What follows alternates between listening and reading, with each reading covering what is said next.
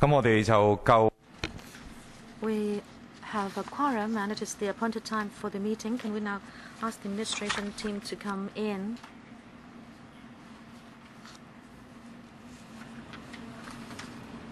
This is a public hearing held by the Subcommittee on Smoking Public Health Notices Amendment Order 2017. At the Health Services Panel, there was a hearing on the same topic in January this year. But the amendment this time has attracted comments from different deputations and individuals. So the subcommittee decided to allot another time for members of the public to speak. We will start when the officials are in the room. I believe deputations and individuals here will know that this is about the packaging of cigarettes. Whether it be cigar, pipe tobacco, or cigarette tobacco, there will be some amendments. There are two sessions today. From now till 5:20, we have the first session, and then we will receive another batch of deputations and individuals. Attending today's meeting, we have Professor Sophia Chan, Undersecretary for Food and Health, Ms. Amy Yun, Deputy Secretary, and then Dr. Tina Chan and Dr. Jeff Lee. Shall we get started? Every deputation or individual will have 3 minutes to speak. May I remind you that your remarks will not be protected or covered by the Legislative Council Powers and Privileges Ordinance. You have to take a responsibility for your remarks at the meeting and the submissions. Since we have a big group, I hope you can finish within 3 minutes. And then we will allow the officials to respond, and members of the council may also ask questions of the deputations and individuals. First, may we have the District Development Officer for NT West from the Civic Party, Mr. Lee Ka-ho. First of all, the Civic Party welcomes the amendment. In 2007, we started to make regulations for tobacco packaging, but the measure has not been updated for 10 years. This time around, the graphic warning will be expanded to 85%, and there will be 12 forms so that the measure can be updated. And this shows the efforts of the administration in tobacco control. The Civic Party is of the view that the graphic warning can help to disseminate the message that smoking is harmful to health. We are a city where the East meets West. The graphic warning will be able to speak to people of different origins. And also it will allow young people to understand the evils of smoking. So we can reduce the enticement of tobacco on young people. We believe the biggest effect of the graphic warning is on young people who have never spoken before. They will look at the graphic warning and they will be able to think about whether tobacco is good or bad for them, so that they will not take the first cigarette. We have seen on the media people who are speaking up against this. They say that the expanded graphic warning will do damage to the warning about forged products, and they say that newspaper vendors will not be able to have the business anymore. We understand that tobacco merchants are trying to stop the measures from being taken. In 2007, when the coverage was 50% of the largest surface, well, did illicit cigarette trading increase? And also in 2005, the mainland signed the Tobacco Control Framework Convention in 2005, and so Hong Kong should also exercise our duty as a signatory.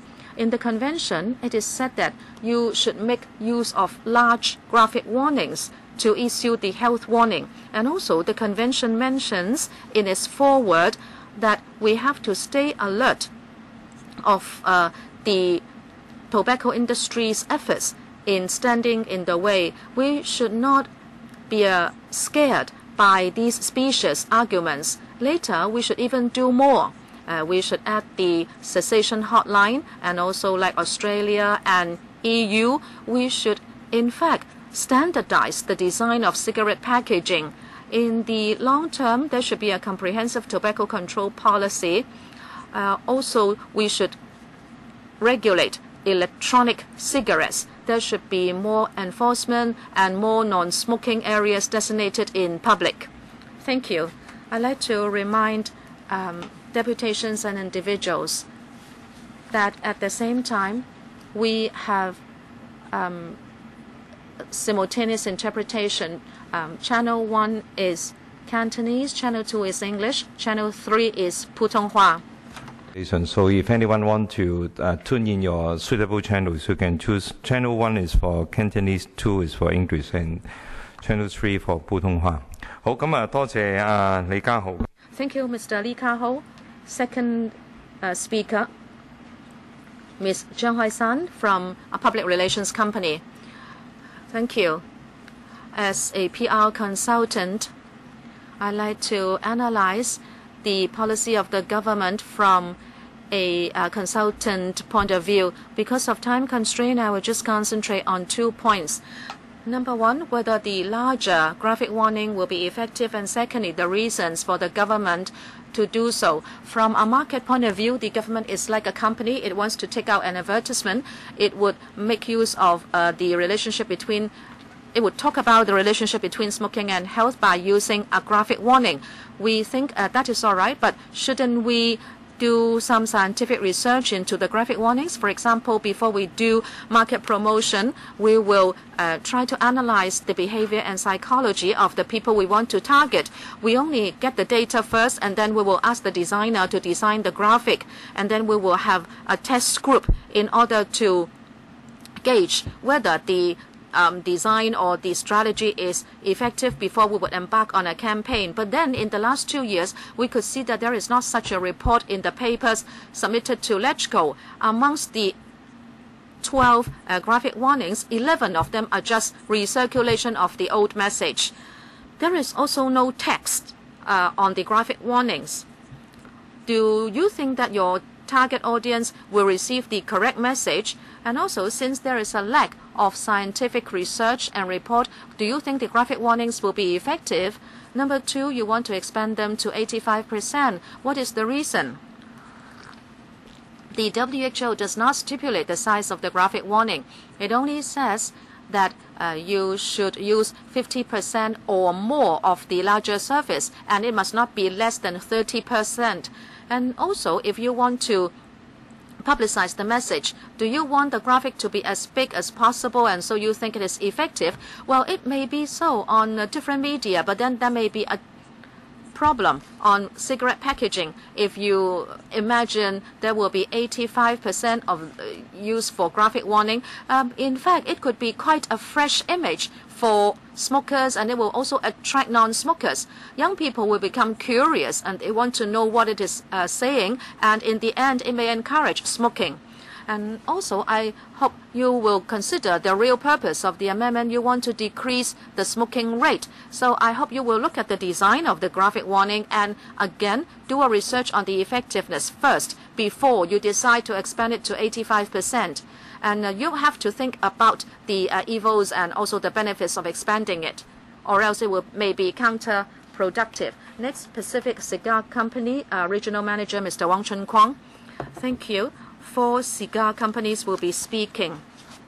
Since 2015, the HSP submitted, the Department of Health submitted the proposal to HSP, and members spent 22 months on considering the proposal. We thank members for spending the time to do so. In the interim, the cigar industry submitted 8 articles to the Council, and we already attended 2 other hearings apart from this one. You will understand that we are not talking about the effect on our business, but first we are concerned about protecting consumers so they know whether they are buying a genuine or a fake product. And in these 2 years, members of the Council now understand the issue more, and therefore on the 20th of March at 2017, we have endorsed a motion saying that there should be 60% coverage on the front and 90% coverage on the back. So we agree and support this 60% and 90% coverage. There is a balance struck. You are balancing the protection of consumers and also the issue of the health warning. But then on the 21st of April, in the Gazette version, the administration did not pay heed to the motion endorsed by the Legislative Council. At the last subcommittee meeting, we say that for cigarettes it's 85% plus 85%, so it should be 170%. So it is not correct to ask cigar packaging to carry a 70% and then 100% on our boxes. Why do we have to add up to the same percentage? Is it a WHO stipulation? No. Is it an international convention? No. In 2014, the EU expanded it to 65% plus 65% for cigarettes, but then for cigars it is 60 plus 40. And then in Thailand, cigarettes, so 85%, cigars 50%. Even in Australia, there is soft packaging for cigarettes is 75% plus 90% and cigars 75% plus 70%. So we can't understand why we have to equate with tobacco, cigarette tobacco, to add up to 170%. We hope you will understand that we are in a unique situation, and please allow us to shrink the graphic warning because we think that there would not be any effect on consumers. Thank you. Mr. Chen Xin Kong, David Dorff of Geneva, Hong Kong Limited, Director. Good afternoon, Chairman and members. Today we are here to express to you what we think about the 21st of April Gazette notice. The administration did not pay any heed at all to the motion endorsed by the Health Services Panel of Council on the 20th of March 2017 that it should be 90% plus 60%. Maybe some members did not see this when I spoke last time. Please look at this now. Chairman and members, you are 10-20 meters from me, but this is actually a normal cigar box. Even away from me for 20 meters, this 50% coverage is already very clear. I mean, if you have normal eyesight. We understand the aim of the government in expanding the graphic warning. They want to keep young people away from smoking. The FDA of the US says on its website that it spent a lot of money on a survey showing that no young people ever said that it was the first thing they would embark on if they have taken to smoking. They never smoke cigar as a first step in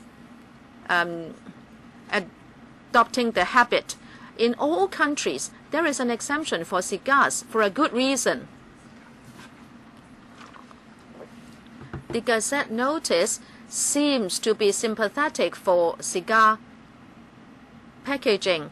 It says it should be 70% on the front. This is what we asked to do according to the Gazette, and it is 100% at the back. Let me talk about the 100%. We have 3,000 to 4,000 types of cigars of different sizes.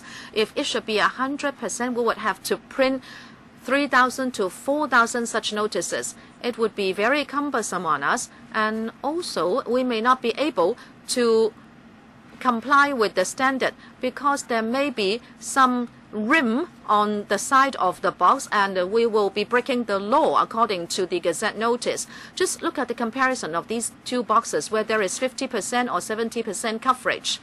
You seem to say that it is no different, but then you can see on the periphery of the front cover, we have all these anti-forgery features. We don't want the graphic warning to be too big because we want to protect consumers. They need to see the anti-forgery features. You must strike a balance. Thank you. Thank you. Next, Mr. Zhong Kwai Hoi from another cigar company. Good afternoon. Just now, Mr. Chan already said that for us, and since we are a retail company, anti-forgery features are an important thing when we introduce our products to customers. There are already fake products in the market now. If the health warning label is expanded, we would have an actual difficulty. Hong Kong is a shopper's paradise,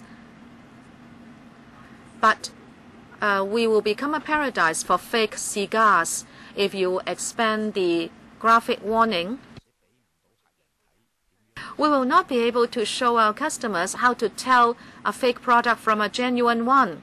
As Mr. Chan was saying, members already proposed 60% in front and 90% at the back.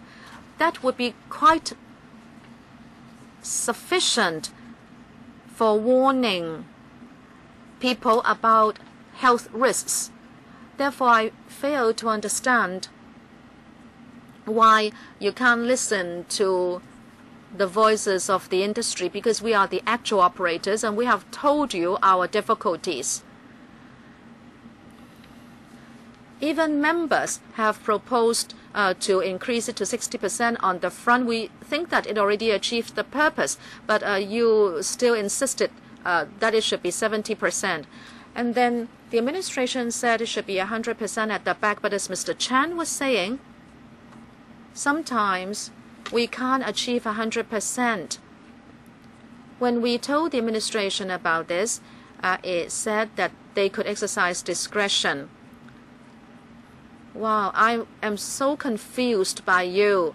Why is it that when you make a new order and when you are still designing it, you are already saying that you would act according to the actual situation and then exercise discretion? 咁呢樣嘢就變咗係一條尾巴喺度啊！咁我哋啲同事如果 So if we fail to achieve 100%, then how much discretion would be? At what point would discretion be given? Would it be 97% or 98%? Don't we play by the laws in Hong Kong? The government officials say that they would be granting discretion, but when someone leaves the government, then the new officers on board might no longer give that discretion. Hong Kong has a very solid legal system, but why are we going backwards? Why are we relying on people's judgment when we interpret the law? I think this is very unfair to the trade. Thank you very much. Eric Paul Pyrus, Sequel Limited Managing Director. Good afternoon, ladies and gentlemen. We sincerely hope that councillors will listen to our opinion and will support a further size reduction for the cigar health warnings. We really need to focus on the differentiation between cigar and cigarette. And the current regulation does not do it. But we are not talking about the same type of products and the same types of consumers at all. The issue is off the mark because the new health warning label does not make any distinction between the categories. We must make clear distinctions between the two categories, cigarettes and cigar.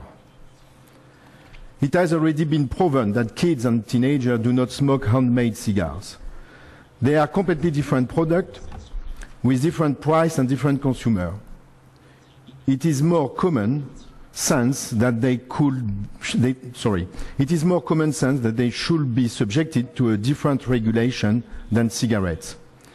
In USA, the Food and Drug Administration, the FDA report has proven that the children do not consume cigars.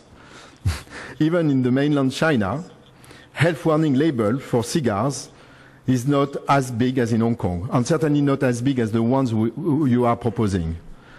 On the other hand, teenagers who might purchase cigarettes and whom we are supposedly trying to protect with the new regulation can easily obtain alcohol from most convenience stores in Hong Kong, and drinking represents a much stronger immediate threat for them. The debate we are having today is the wrong one, and we are severely wasting the government time and money here. As we have been explaining, we are not talking about anything in our commercial sides. We are only talking about the technical issue and protection of consumers from buying counterfeit and to avoid Hong Kong being an easy market for illegal traders. We really hope that councillors and the government can really look into our cigar box issues again and support for reduction of the cigar box health warning size on both sides to achieve a balanced and reasonable health warning policy. Thank you. Thank you.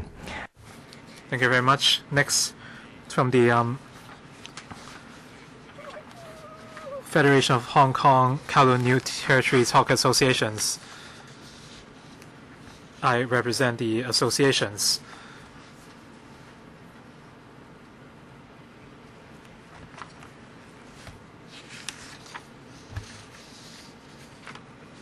All along, we have been communicating with the government, and we have not been consulted on the expansion of the graphic warning to 85% of the area, and it was a surprise to us because most hawkers are rather old, and many of them are in their 50s or 60s. If the graphic warnings are so big, people cannot tell the different brands from each other. On the market, each brand would offer a dozen or so products, and there are numerous choices. If you incorporate the graphic warning, people cannot tell the difference between different products, and when the hawkers sell these products, they might mistake expensive products from cheap ones. And these hawkers are already in deep flight because they have to compete with retailers or chain stores. And chain stores are operated by young people, and they would operate computer and barcode systems, but hawkers would rely on manual recording. So we face a lot of challenges. We have talked to a number of hawkers, and we asked whether they would quit smoking because of the packaging, and most said no. They said they wouldn't care. They can put a package around those cigarette packs. So our hawkers hope that the government will shelve their proposal. The majority of our hawkers want to continue to survive. Thank you very much. And Mr. Lam Chang-fu from the Hong Kong Newspaper Hawkers Association. Good afternoon. Expanding the graphic health warning apparently does not have anything to do with our association, but the business of our hawkers would be seriously affected. The government's proposal might not hurt the smokers, but they would hurt the hawkers inadvertently. Expanding the graphic warning means that cigarette packs from different brands would look very similar, and they have different prices, and many newspaper hawkers are quite old, and they might make mistakes when selling different brands of cigarettes. And after expanding the graphic warnings, the hawkers are concerned that there won't be enough space left for the anti-counterfeit features, and the counterfeit features might be covered by the graphic warnings, and the cost for making fake cigarettes by illicit sellers would be much lower, and a lot of businesses might be lost to illicit sellers. The government refuses to admit that illicit cigarettes are rampant in Hong Kong, and they are citing foreign reports in saying that these will not affect the livelihood of hawkers. Every day, hundreds of hawkers face the same challenge, and in terms of drop in business, we expect illicit cigarettes to make up 40% of the Hong Kong market, but the government only looked at other markets while ignoring the local one. And our hawkers are only making small profits, and they are affected by your policy.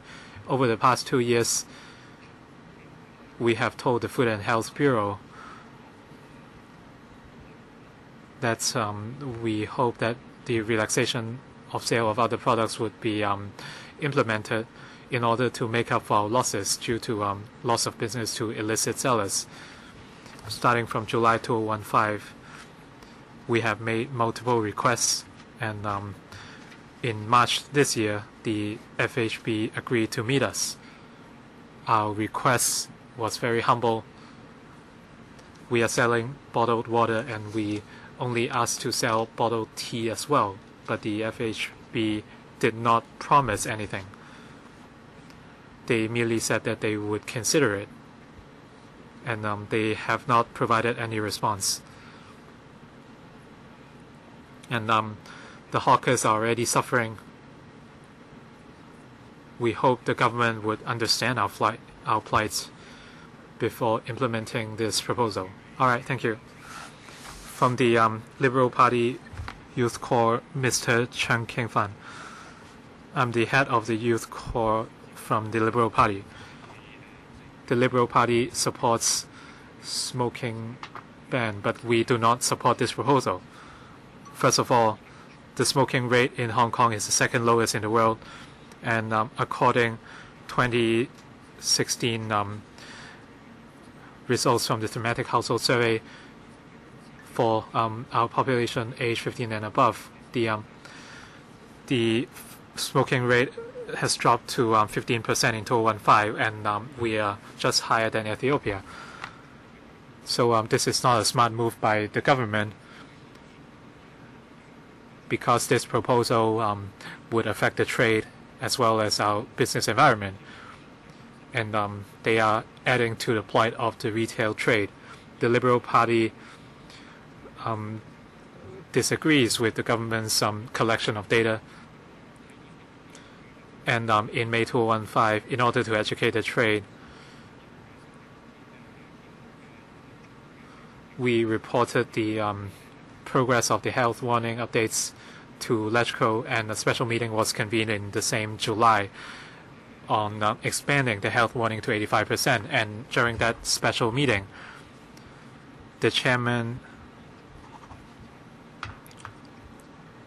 said that there are different views on the health warning signs, health warning graphics on cigarette packs. So the views were split. And the Liberal Party was disappointed at the partial approach. 10 months later, in May 2016, at the website of the Food and Health Bureau, the contents were uploaded, and letters were selectively sent to certain tobacco companies. So again, their approach was partial and incomplete. We again were dissatisfied at the results of this survey. There wasn't ample consultation before making this proposal. For the recommended health warnings on cigarette products, the government consulted some smokers,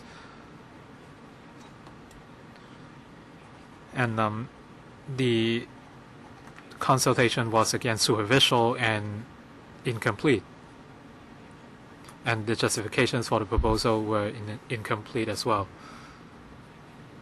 For the 85% coverage requirement, only Indonesia and Nepal impose such requirement of 85% coverage.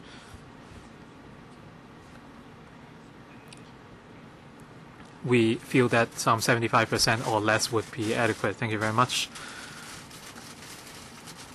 Ms. Tin from the Hong Kong Nursing Academy. I'm relaying the views of the Academy on tobacco control advertisements. We work for the health of Hong Kong people, and we are also a professional body. And in terms of medical journals, we have learned about the negative impacts of smoking, including skin diseases, cancers, or impacts on fetuses, etc. And in 2015, the government talked about enhancing tobacco control. As many deputations have pointed out, they have talked about the extent of such efforts. And a year on, the measures have not been implemented. We are very concerned about this issue, and we hope that the proposal can be implemented. And when we look at global trends of tobacco control, many countries are imposing stringent controls on tobacco products. In Australia, Australia became the first country to implement that in 2016, and smoking rate dropped substantially. And in UK, France, Hungary, etc., they implemented the control one by one as well. For the Hong Kong Smoking Health Council, they commissioned a tobacco control survey in 2016.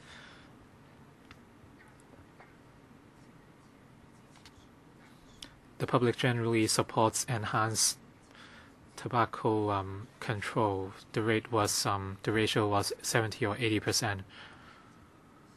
They supported enhancing or expanding the graphic health warning. Among the people who supported the measure, there were non-smokers, and half the smokers also supported this measure. Because of these reasons,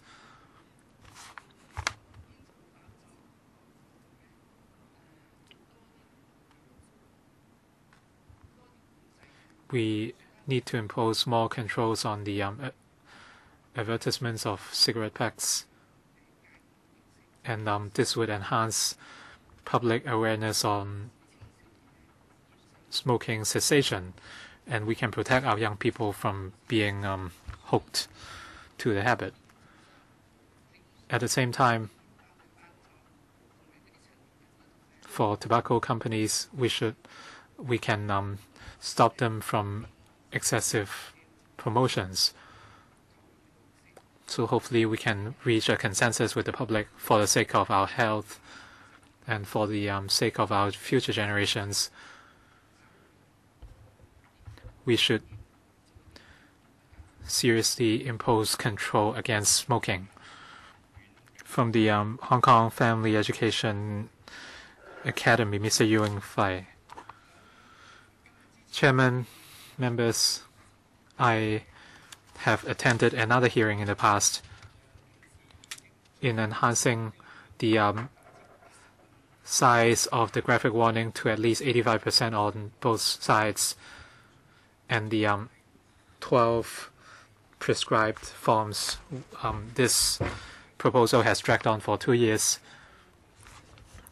A lot of people from the tobacco trade that there hasn't been enough consultation, and at different public hearings, the trade talked about their technical challenges. The government, well, I want to applaud the government for being so considerate to these tobacco companies, but have you actually thought about our health? As someone who cares about the health of our young people, I don't want our future generations to be exposed to smoking. when we look at our neighbors, for example, or other countries, for Australia, Canada, and Uruguay,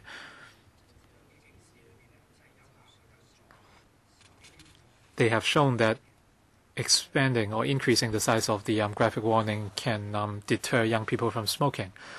So I hope the trade would not come up with different excuses, and the technical challenges can certainly be overcome. Every year, 6,000 people lose their lives because of smoking. So do we have any more time to wait? From international experience and the WHO's recommendations, we know that we should protect our children from smoking. Chairman, members, when you consider this order, I hope you would listen to different voices in our community. If we keep dwelling on the coverage percentage of the graphic warning, I think you should look at other advanced economies which have adopted plain packaging. Some people said that by enlarging the graphic warning, the merchants might mix up different brands of cigarettes. I'm sure our sellers are smarter than that, and there are ways to do it. But health is something we can never replace. Thank you. Next, Mr. Lee Heng Lim. Thank you. Good afternoon.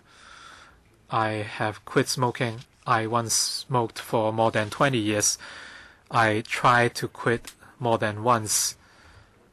But since I worked in Hong Kong and China, and I had to socialize a lot, I could not really quit. At the beginning, I picked up smoking because of work, and I gradually lost my motivation to smoke, and eventually I became a smoker. The experience meant that I support the government's proposal on enlarging the graphic warnings on cigarette packs. From my experience, people who want to quit smoking might resume because of different reasons. They see their friends or they see cigarettes on sale, so they would start thinking about smoking again. So if we have something that's attractive and a deterrent, that will provide an incentive to quitting, and people will think carefully before they purchase cigarettes. And I had recently went to Thailand, and I found that the graphic warning, it's very scary, and I wouldn't want to spend money on that product. So regarding the government postponing the effective date of the graphic health warning from 6 months to 12 months, I suggest that they could also include some graphic health warning on second-hand or third-hand smoke. Then smokers can be informed that it's not just their own health that is affected, it affects their family. So my successful quitting is because of I care about my wife and my daughter, their health. So I would like more smokers to care about their family and quit smoking. Thank you. Next we have Chinese University of Hong Kong Jockey Club, Dr. Mui Wai Ho. Causes millions of premature deaths and tremendous financial loss each year. According to the World Health Organization, about 6 million people killed by tobacco each year, with 5 million directly related to tobacco, while 1/10 of them are non-smokers who are exposed to secondhand smoke. Of the measures in fighting against tobacco use, pictorial health warnings on cigarette pack areas can significantly raise the awareness of harms of cigarettes and have effects in stopping use from starting smoking and encouraging smokers to quit. Larger pictorial warnings are significantly more effective than smaller text-only messages. Significant proportion of adults and youth smokers report that large text and pictorial health warnings have reduced their consumption levels, increased their likelihood of quitting, increased their motivation to quit, and increase the likelihood of remaining abstinence following a quit attempt. 16 countries have successfully increased warning signs to cover more than 60% of the overall package space. We strongly believe and support Hong Kong to increase the warning size to control tobacco use more effectively.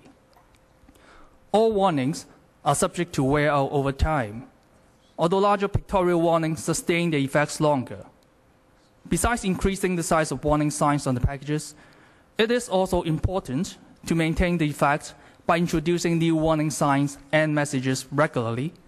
For example, follow the World Health Organization's guidelines recommend to establish more sets of health warnings and messages and alternate after a specific period. Thus, 12 or even more warning signs, especially larger pictorial signs, are warranted in Hong Kong, and they can alternate after a specific period to maintain the effect. Besides, monitoring its effectiveness, for example, through smoking rates and number of smokers who choose to quit after the proposal is taken effect, is helpful. In light of the above and facts of health effects by tobacco use, we support the proposal of enlarging the size of pictorial health warnings to at least 85% of the cigarette packs area, and increasing the number of forms of health warnings to 12 or more. Additionally, we encourage the monitoring and evaluation on the effect of larger size warning pictures, and consider design more sets of larger size warning pictures. Thank you very much. 唔該晒，下一位係馬世強。 Next, we have Mr. Ma Sai-kung. Thank you, Chairman. I'm from Hong Kong U. I'm a student, and I agree with the government's amendment. Hong Kong has a graphic warning system. It is to deter people from purchasing tobacco products, but in recent years, the graphic warning effect has been wearing off, and it has less of a deterrent effect. And current graphic health warnings only make up at least 50% of packaging, and the graphic images have been in place since 2003, and it does not have a further effect on deterring people from purchasing tobacco products. So in recent years, a lot of countries have suggested that the graphic warnings should be increased to 85%, for example, and some countries have even implemented 100% graphic warning. The Hong Kong government has been trying to bring about a smoke-free environment, and I suggest that Hong Kong can make reference to other countries and increase the graphic health warning to at least 85% of two surfaces. And we also need to increase the number of graphic images and deter people from purchasing that tobacco products. We urge the government to implement this as fast as possible and make it unattractive for smokers to purchase these products. We also need to upgrade our other measures. We want to prevent the young people from developing a smoking habit. Thank you, everybody. Thank you. Next, Mr. Lo Pui-Wa. Chairman, I'm a successful quitter. I had smoked 38 years, and in 2011 I quit successfully. I recall that I worked in a kitchen as a teenager, and at that time there weren't graphic text warning images, so I smoked for 30 plus years. So the graphic warnings, we need to increase it to 85% or even more. People need to be scared, and we need to have graphic images. You should also add some text telling people people will need to take a look, and they need to be scared. So the young people, they might be deterred from purchasing that product. So I personally would like legislators to endorse the packaging, the graphic image size as soon as possible. Thank you, everybody.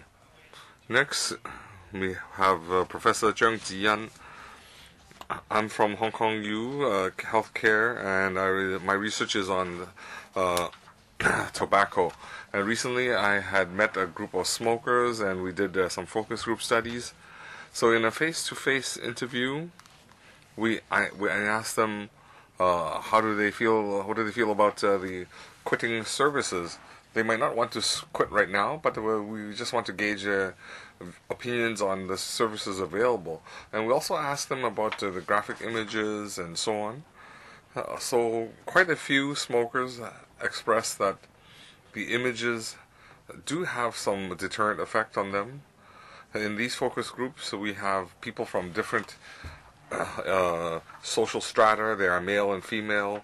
There are also some mid-age smokers, and they say that if there were more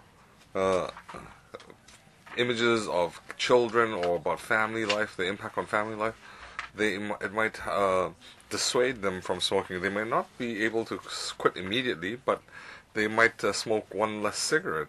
And I think that is very good.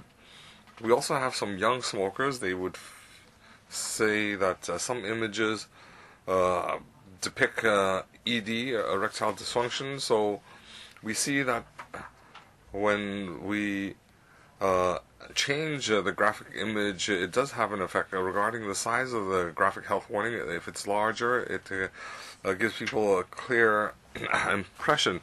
So smokers also express that aside from smoking, they also consume other products, maybe cigars, electronic cigarettes, and so on. They are willing to try different products. So in cancer research from the U.S. indicates that toxicity is not less than regular cigarettes. So legislation, we need to support legislation, and we want it to be implemented as soon as possible. We need more graphic images, and we also hope that the graphic image warning can be larger to help people quit smoking. Thank you, Chairman. Next, from the Pt1 Safe Community, we have the Liaison Officer, Ms. Yao Wing-Sin. Thank you, Chairman. Just now, Mr. Lee, Mr. Low spoke as ex-smokers, and we do frontline community work. We work on prevention. When we talk about prevention, we start with kids, and in our experience, they are very sensitive to external packaging. Otherwise, that's why kids' toys are so colorful. So similarly, if the packaging of cigarettes, if there's an obvious, a large image telling them the disadvantages of smoking, then young people who have not started smoking, it would help them resisting their first smoke. Just now we heard a lot of views that there are a lot of technical difficulties with the graphic images. There's a lot of unscientific claims. That's not a problem. We can still agree on the principle that we need to confirm something, and we can work on the details, the technical issues. That is feasible. We also feel that, in summary, nothing can be more important than our next generation health. Thank you. Next, lifestyle education management officer, Ms. Chan.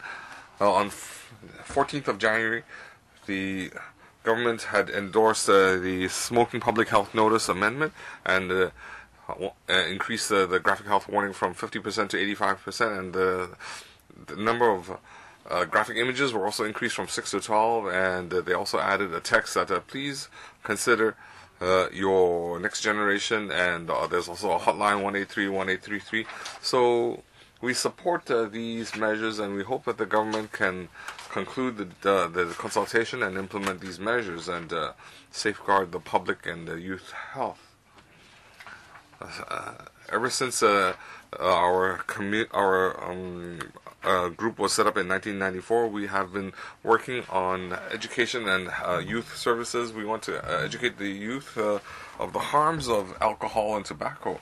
We want to also prevent the abuse of medication. So we do have courses. We work with high school teenagers. We work with the government. We want to ensure the Hong Kong public. We want to ensure, especially the teens' health. The WHO has also pointed out that compared to text warning messages, graphic health warnings are much more eye-catching and effective in conveying the message of not smoking. It also increases the incentive to quit. So international experience tells us that the larger the graphic health warning, the more effective it is. Smoking not only affects personal health, secondhand smoke affects the family members.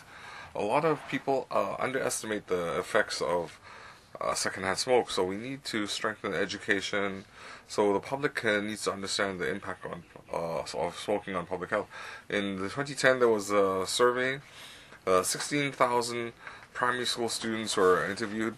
Some 4,400 of them indicated they had smoked or were smoking, and some 2,287 indicated that they had started smoking before the age of 7.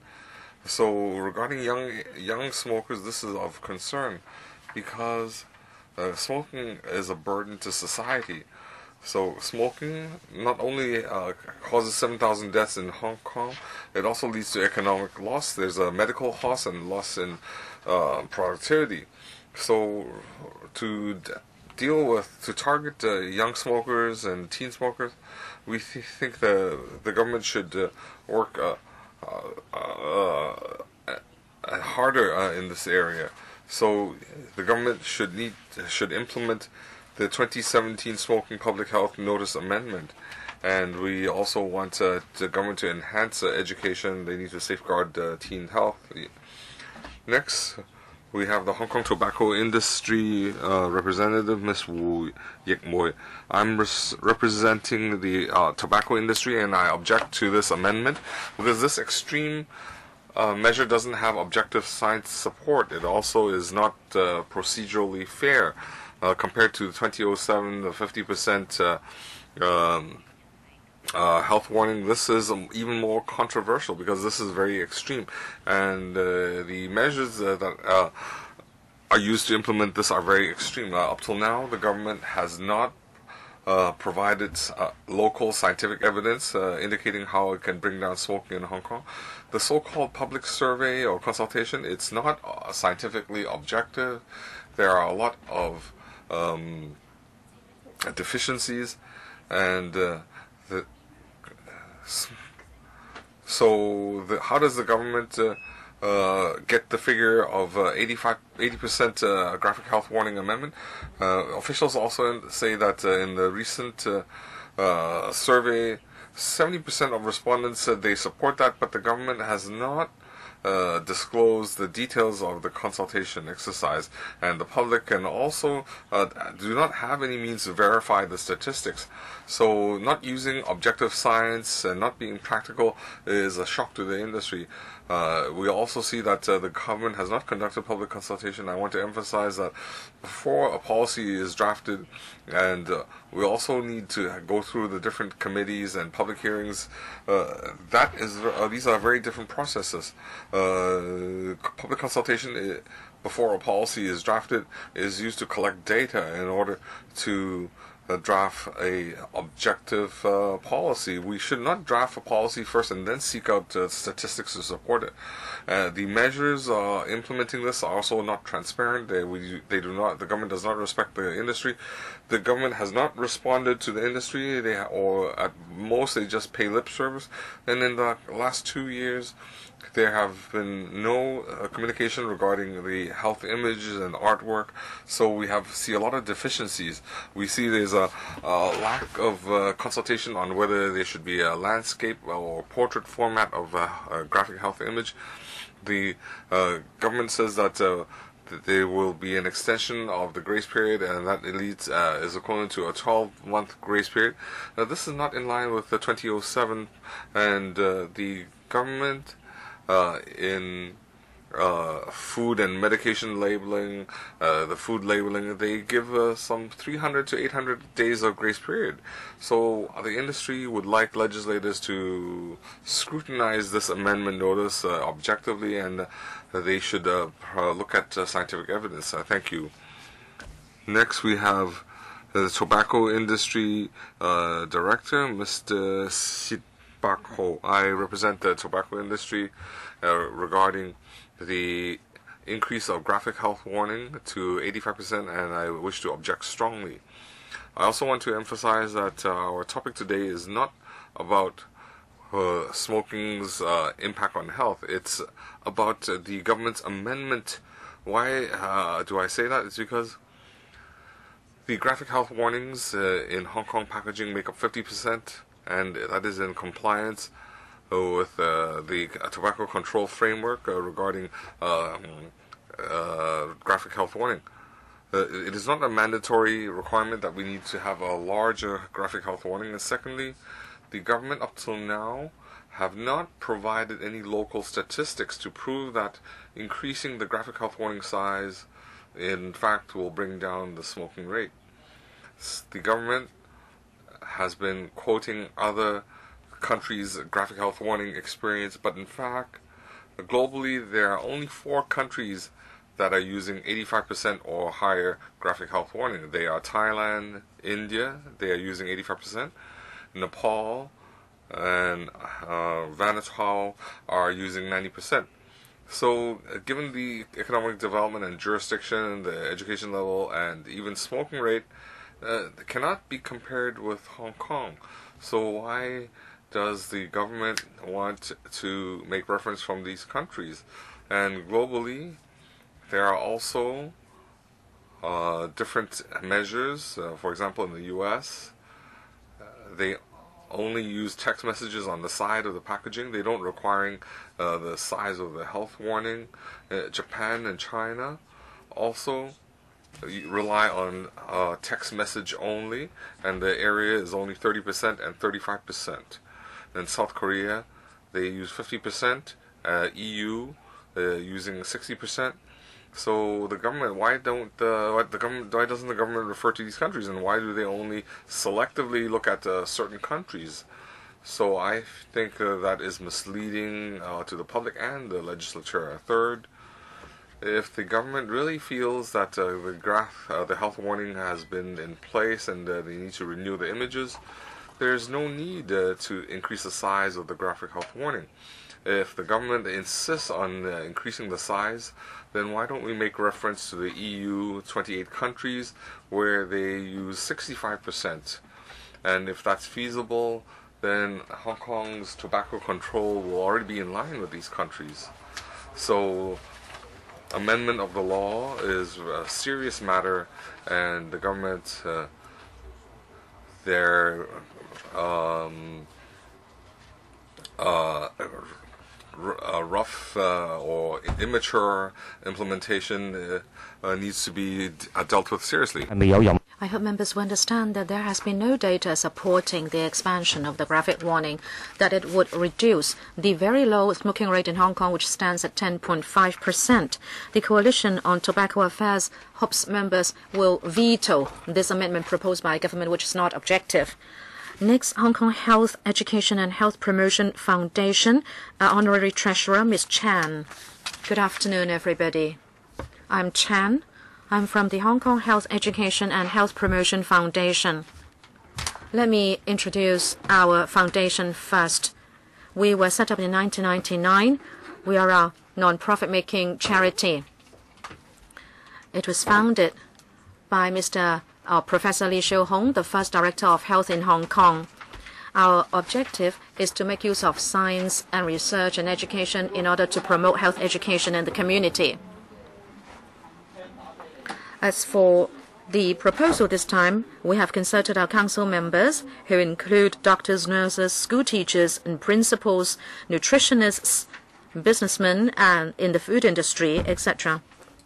Our consensus is that we support the proposal because a lot of scientific research has shown that a large graphic warning can effectively lower the desire to smoke.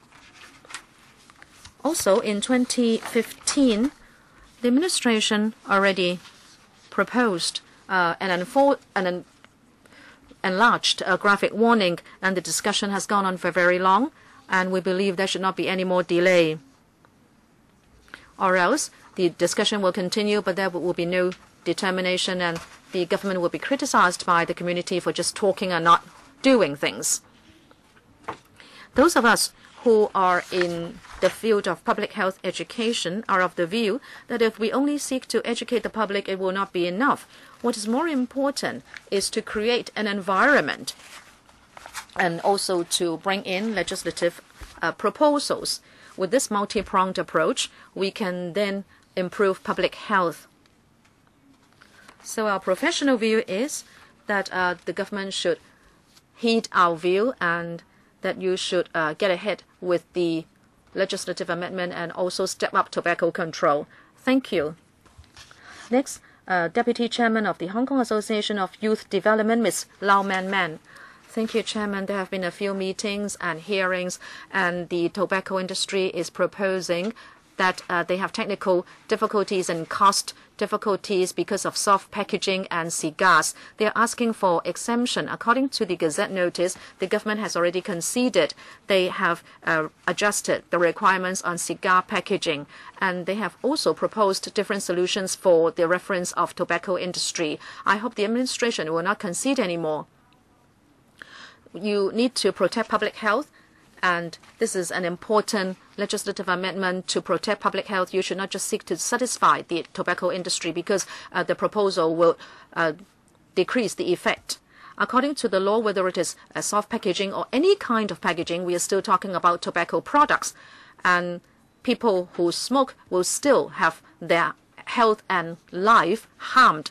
If you relax the requirement on soft packaging, you will be starting a very bad precedent, and the tobacco industry will then put forward different designs and call the packaging different names in order to circumvent the law, and they will then ask for more exemptions. This will detract from the effectiveness of the tobacco control effort. As an experienced designer, I think it is not difficult to resolve the problems mentioned by the tobacco industry because, in fact, some packaging now uses transparent seals, and also the anti-forgery features can also be put at the bottom of the packages. So that's a solution.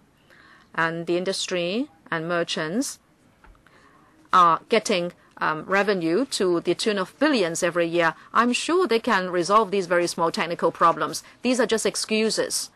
The world's experience tells us that tobacco merchants would usually go for lobbying, taking out prosecution, and also issuing threats in order to delay policies that target them. This time around, we have already delayed our effort for 2 years. I hope government officials and council members will now exercise some resolve and implement the more stringent measure as soon as possible so that the tobacco industry cannot make use of the loopholes of the law in order to make use of the tobacco packaging as advertising so that our young people and smokers will not be further harmed. We are talking about expanding the graphic warning to 85%. We believe it is going to be effective on young people and also to lobby smokers to cease smoking. Next, Japan Tobacco Hong Kong Limited. Thank you for allowing us to speak. Today I will speak on 2 points.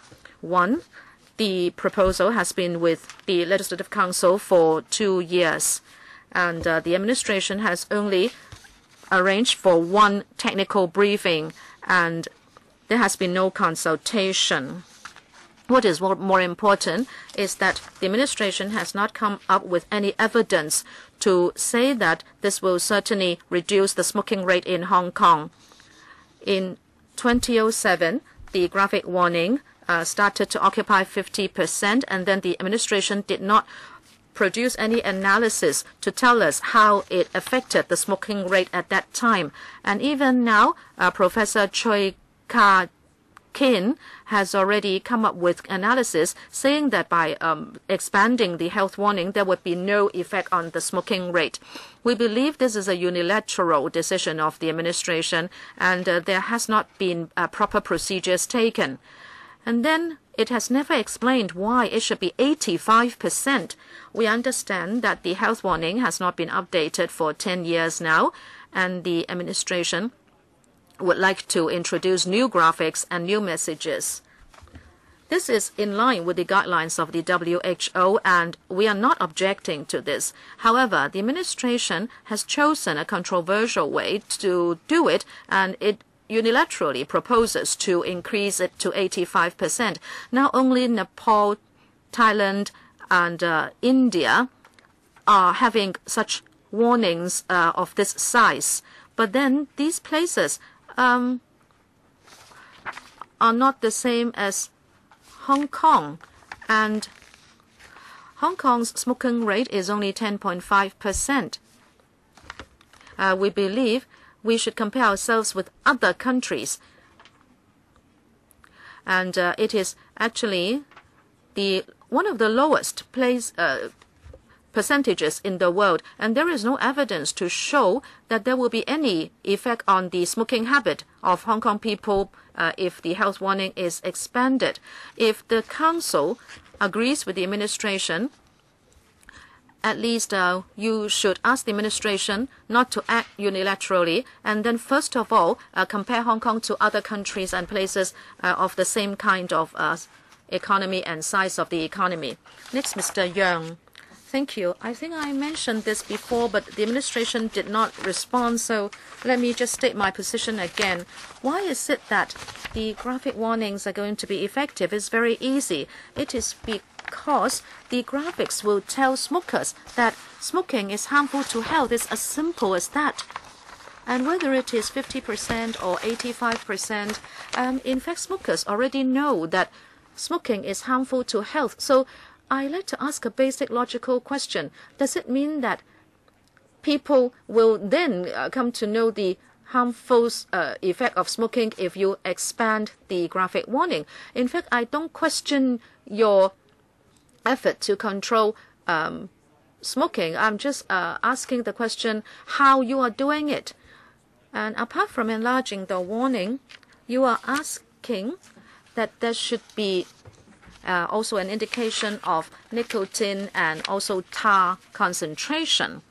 But in fact, the WHO is not requiring that to be done, because some people around me are thinking that if they go for low nicotine cigarettes, they will receive less harm. But in fact, they are taking more cigarettes because the nicotine content is lower.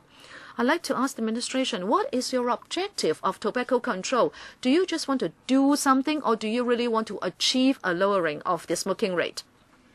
In fact, there are many reasons for people to quit smoking, but you always want to generalize to say that you have done something. That is why fewer people are smoking.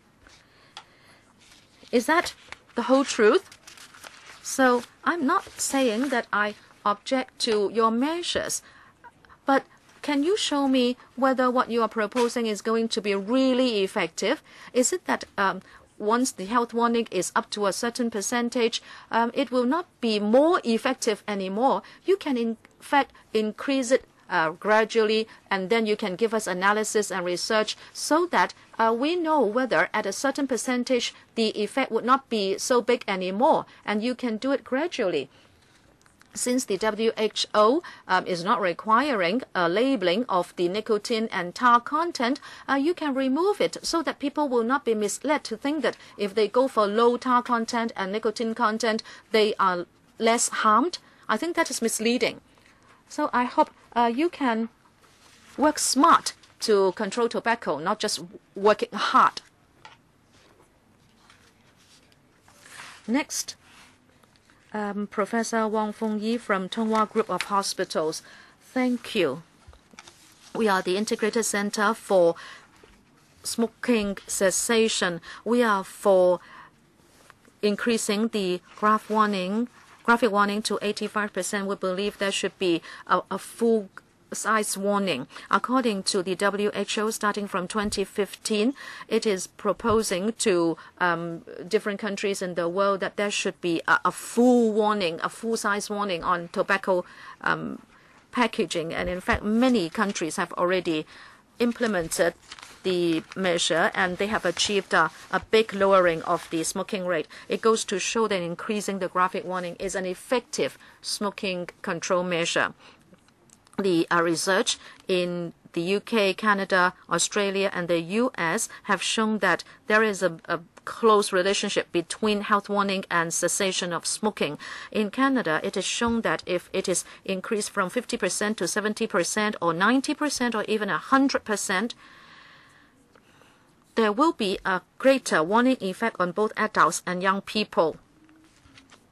Since tobacco merchants would like to use glamorous packaging and new designs to attract young people to take to smoking, the enlarging of the graphic warning will definitely be effective in controlling the use of packaging as advertising by the industry. Our center supports the enlargement of the graphic warning. We also support the printing of the cessation hotline on tobacco packaging to encourage smokers to cease smoking as soon as possible. Supposing a smoker takes one package or 20 cigarettes every day, he will be seeing these health warnings and the cessation hotline for 20 times a day, so he will be seeing them for 7,300 times every year. We believe this is an effective measure to educate and publicize the message. In Australia, since 2006, there is this cessation hotline on their tobacco packaging. And people who are calling the hotline have jumped by 40%. The Hong Kong administration can follow the example of Australia and print the cessation hotline 1833183 on the packaging, so more smokers will dial the hotline to receive the service. Thank you. Thank you. Next, the chairman of I Smoke Alliance, Ms. Lee Mack. Thank you. We have reunited with the mainland for 20 years. Tobacco control has been with us for 10 years. Let us talk about tobacco control. We found that the government departments and their advisory bodies are rather interesting in promoting their policies. They, of course, are very innovative, but then they also issue very strange messages. They have been talking about the 85% coverage and then say there would be different forms of health warnings. But I think it was in April, at the end of April, that all of a sudden we came to know the 5-6 new warnings which seek to terrify people. Well, they have gazetted the order. It seems they have consulted everybody. But we can think about whether the administration should first consult people. And as for the 6 terrible new warnings, I feel that it has not subjected itself to the obscene and indecent articles ordinance. They are very terrible. They are very gory, but they do not have to be covered. And also they say you will die soon. There would be terrible wounds shown, and that people are worshipping an ascendant ancestors. Well, we don't fear death. Why do you want to scare us with death? I Smoke Alliance has a membership of over 5,000. 90% say that they will not be oppressed by you. We understand you have sought to control tobacco for 10 years. You have tried to pressure us, and there is a reduction of 1.3%. And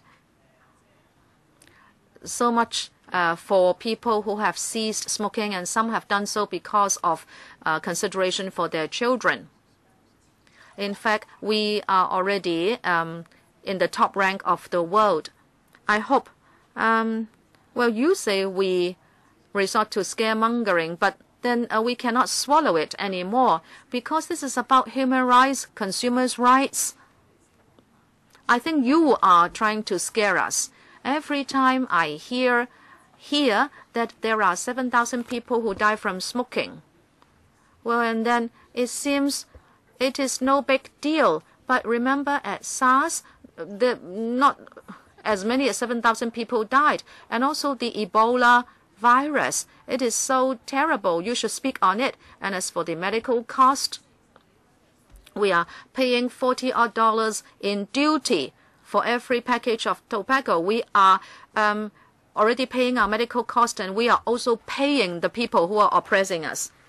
Next, Liberal Party, Chairman of the East Island Branch. Thank you.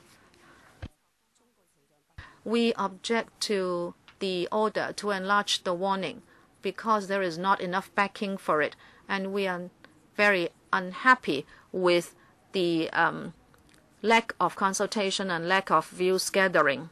It seems the administration has worked behind closed doors. And do you have effective data that by having the warning enlarged, there will be fewer people smoking? Also, the industry has pointed out that this will bring a heavy blow to be borne by the newspaper vendors. And also, if the health warning is enlarged, consumers cannot tell one brand from another, and this will create a loophole for illicit cigarettes. In these 6 years, the customs has been able to crack down on 72 million illicit cigarette sticks. Hong Kong's smoking rate is already the second lowest in the world. In 2016, February, you issued the Report 59 of the Household Survey, and the rate is only 10.5% for people over 15, and we are just next to Ethiopia, which has the lowest rate, meaning that our tobacco control policy has been effective. I hope the administration will not take this unwise move and force through the new order. The industry will find it hard to comply, and it also hurts Hong Kong's business image. It will also deal a blow to the retail industry. Next, Mr. Wong from Eastern Worldwide Company Limited. Thank you. We provide one-stop logistics services, and our partners include tobacco distributors. Recently, we learned about the Smoking Public Health Notices Amendment Order 2017 to increase the coverage of graphic warnings to 85% on tobacco packaging. So we would like to reflect our views. As we have explained to LegCo and the government, we process more than 42 types of tobacco products every day, amounting to more than 65,000 packs. Our workers have to classify, package, and distribute these products to different retail points. And they would distinguish with different products based on their packaging. And if the coverage is increased to 85%, then there would be a substantial risk of mixing up different products. And in 2007, when the ratio was increased to 50%, there was a 12-month grace period for frontline workers. And under the stringent enforcement of the Customs and Excise Department, our line mixed up certain cigarette or tobacco packs, which led to losses for our company. For this amendment exercise, the government will only give a 6-month grace period for the trade. And frontline workers would face even higher pressure in mixing up relevant products. and they might be held criminally liable.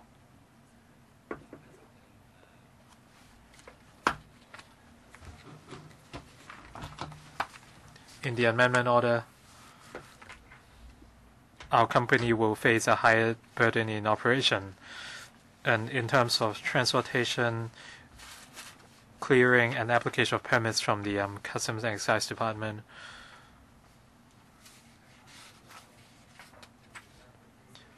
before making or announcing this order, the government has not considered our views from the January public hearing and the stress of our frontline workers and providing an appropriate grace period now is too short.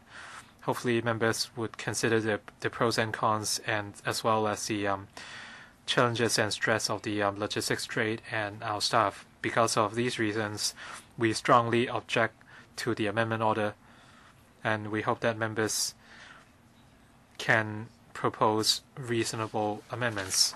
Thank you. From CT International, Head of Legal, Mr. Ron Chong. Thank you.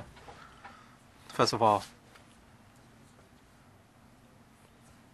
on behalf of our company, we strongly object to the amendment to increase the size of the graphic warning from 50% to 85%. As a tobacco company, we are a new company. We only started operating a few years ago, and our market rate is only 0.8% or market share.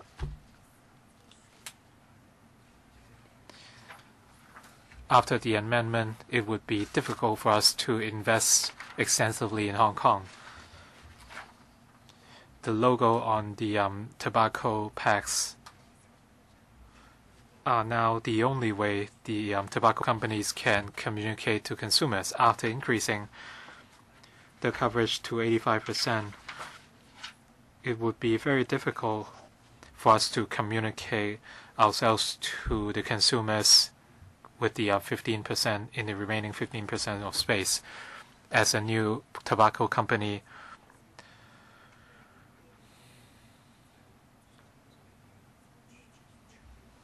the amendment will put us at a disadvantage against the big players because we are a new company. This is unfair to us.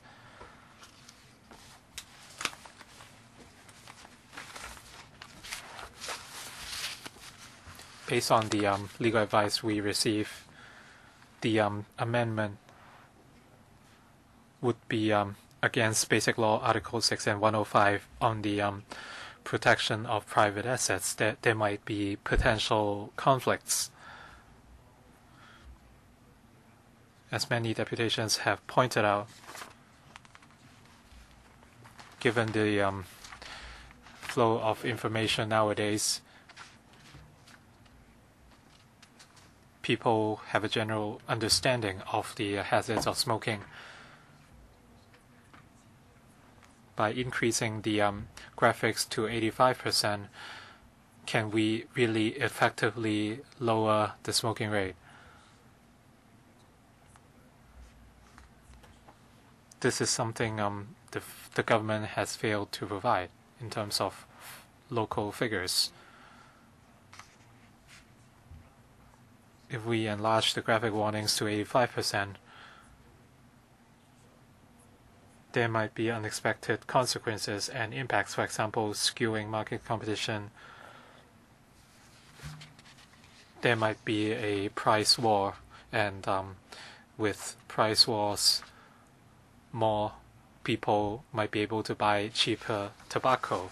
Next, from iEducation, Mr. Chen Ki-chi. I represent iEducation.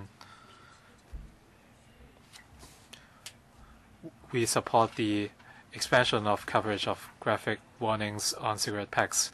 This year, iEducation is working with the Kowloon Benevolent Society to provide cessation services. We realize that tobacco has grave impacts on the public and employees. So we would like to give our views on expanding the graphic warnings on cigarette packs. As an education institute, we care about the physical and mental health of our young people. We want to encourage healthy living habits in order to foster sustainable development of our society. Graphics are a universal language, and we often deploy graphics in teaching to enhance understanding in our students.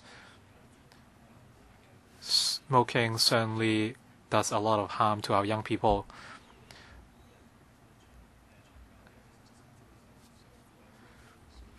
Young smokers would face some grave consequences on the long run. So we hope that our young people would not pick up the habit. The existing graphics on cigarette packs are not enough.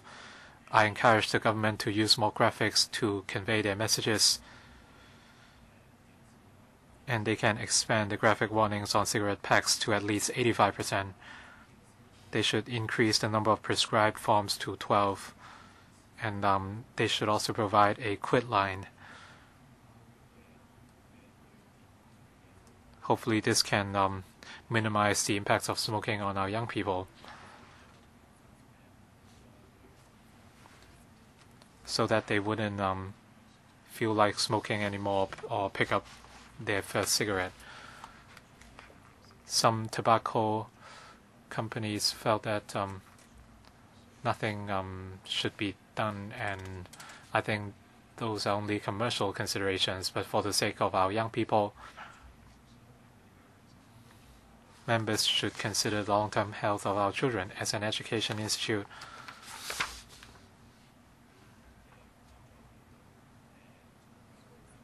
even student exercise books would have beautiful designs.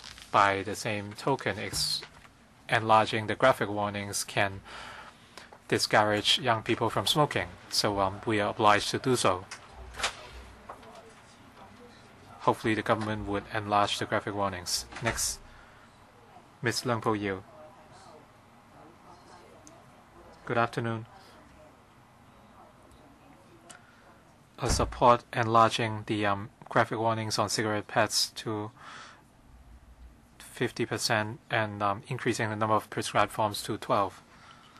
And the legislation will come into force at the end of this year and be implemented next year, and I support this proposal. Smoking is harmful to health. This is something we all know. Smoking is all about harm. It would affect smokers' health and put their lives at risk. It also pollutes the air and puts other people at risk. Smokers' life expectancy is generally 5 to 10 years shorter. They would affect their respiratory and digestive systems. Every year, 10 million people die from smoking. Smoking also harms other people. 85% of the secondhand smoke would affect other people's health. Smoking is an important factor to cancers, and as we know, cancers are top killers. And an Oxford Academy carried out a 50-year study, and the results show that different types of cancers, 11 types of cancers are closely linked to smoking. So quit smoking is certainly beneficial.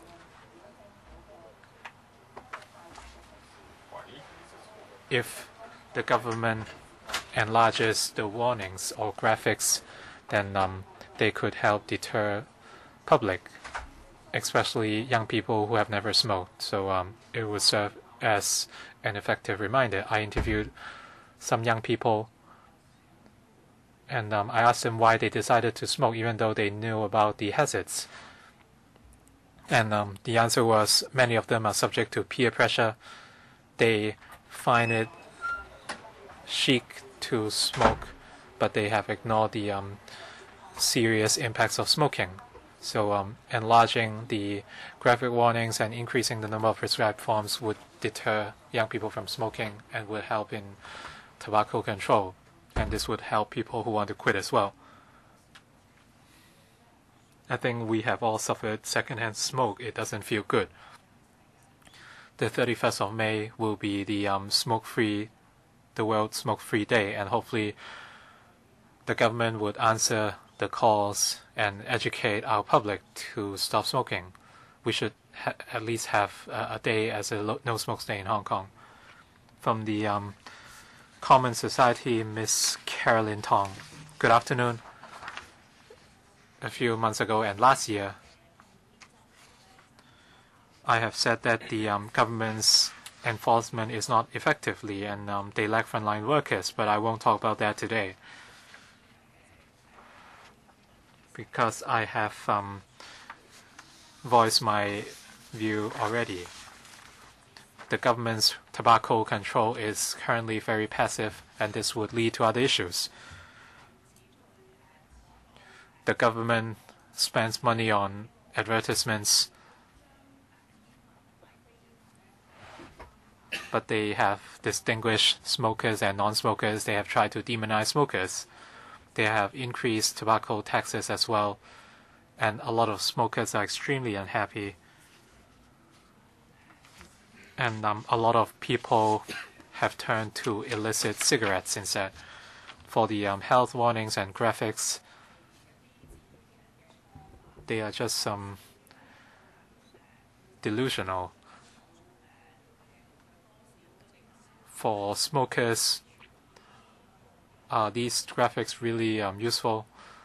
There's a big question mark, and the cigarette sellers would find it very hard to distinguish between genuine and counterfeit cigarettes. So I want to propose a new way forward for the government. I'm not a smoker, but a lot of non-smokers would not mind people smoking. We only care about the impacts of second or third-hand smoke. I think the government should ban smoking in all public areas and set up enough smoking areas. In other words, the tobacco tax revenue should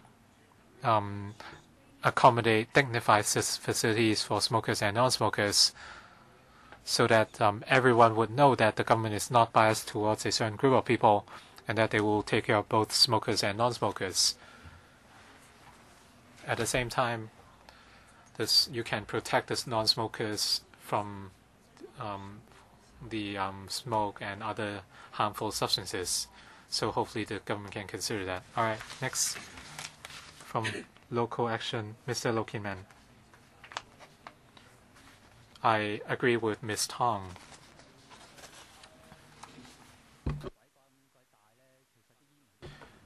Even if you enlarge the graphic warnings, the smokers would still continue to buy them because the staff cannot distinguish whether they are counterfeits or untaxed cigarettes. And the customs are to be blamed as well. They should work harder in crackdowns. And the phone numbers of people selling illicit cigarettes are available easily, and people can buy illicit cigarettes easily. I think a universal smoking ban should be imposed. I'm a non-smoker, and I hate smokers. Sometimes people smoke next to bus stops, but those are not non-smoking areas, so I cannot call the police. If I call the tobacco control office, by the time they arrive, I would have left. So why don't you ban smoking at all public areas in Hong Kong? But this might be unfair to smokers.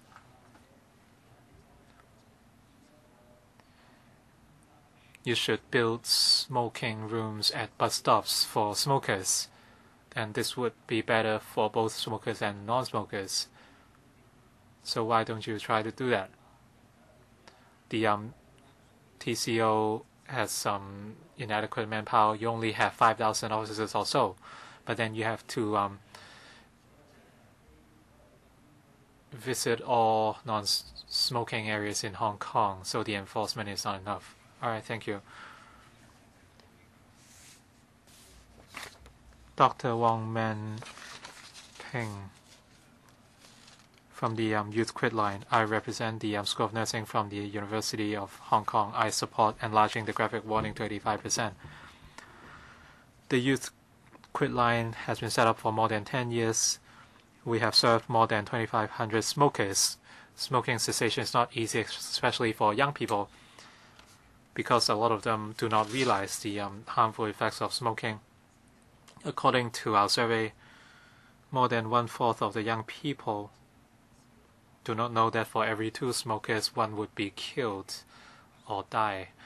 We also found that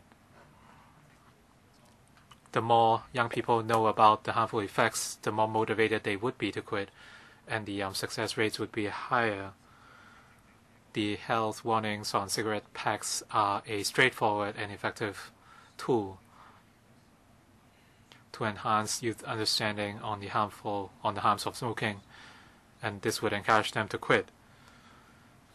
From our past surveys, they have been published on international journals, and we proved that tobacco control would lead to more users to the quit line.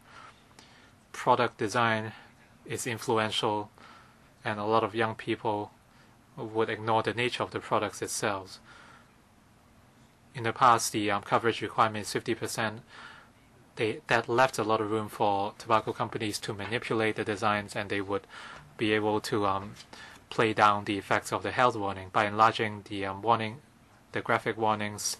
Then we can put a check on the tobacco companies' designs. Currently, the health warnings are outdated. Some young people we met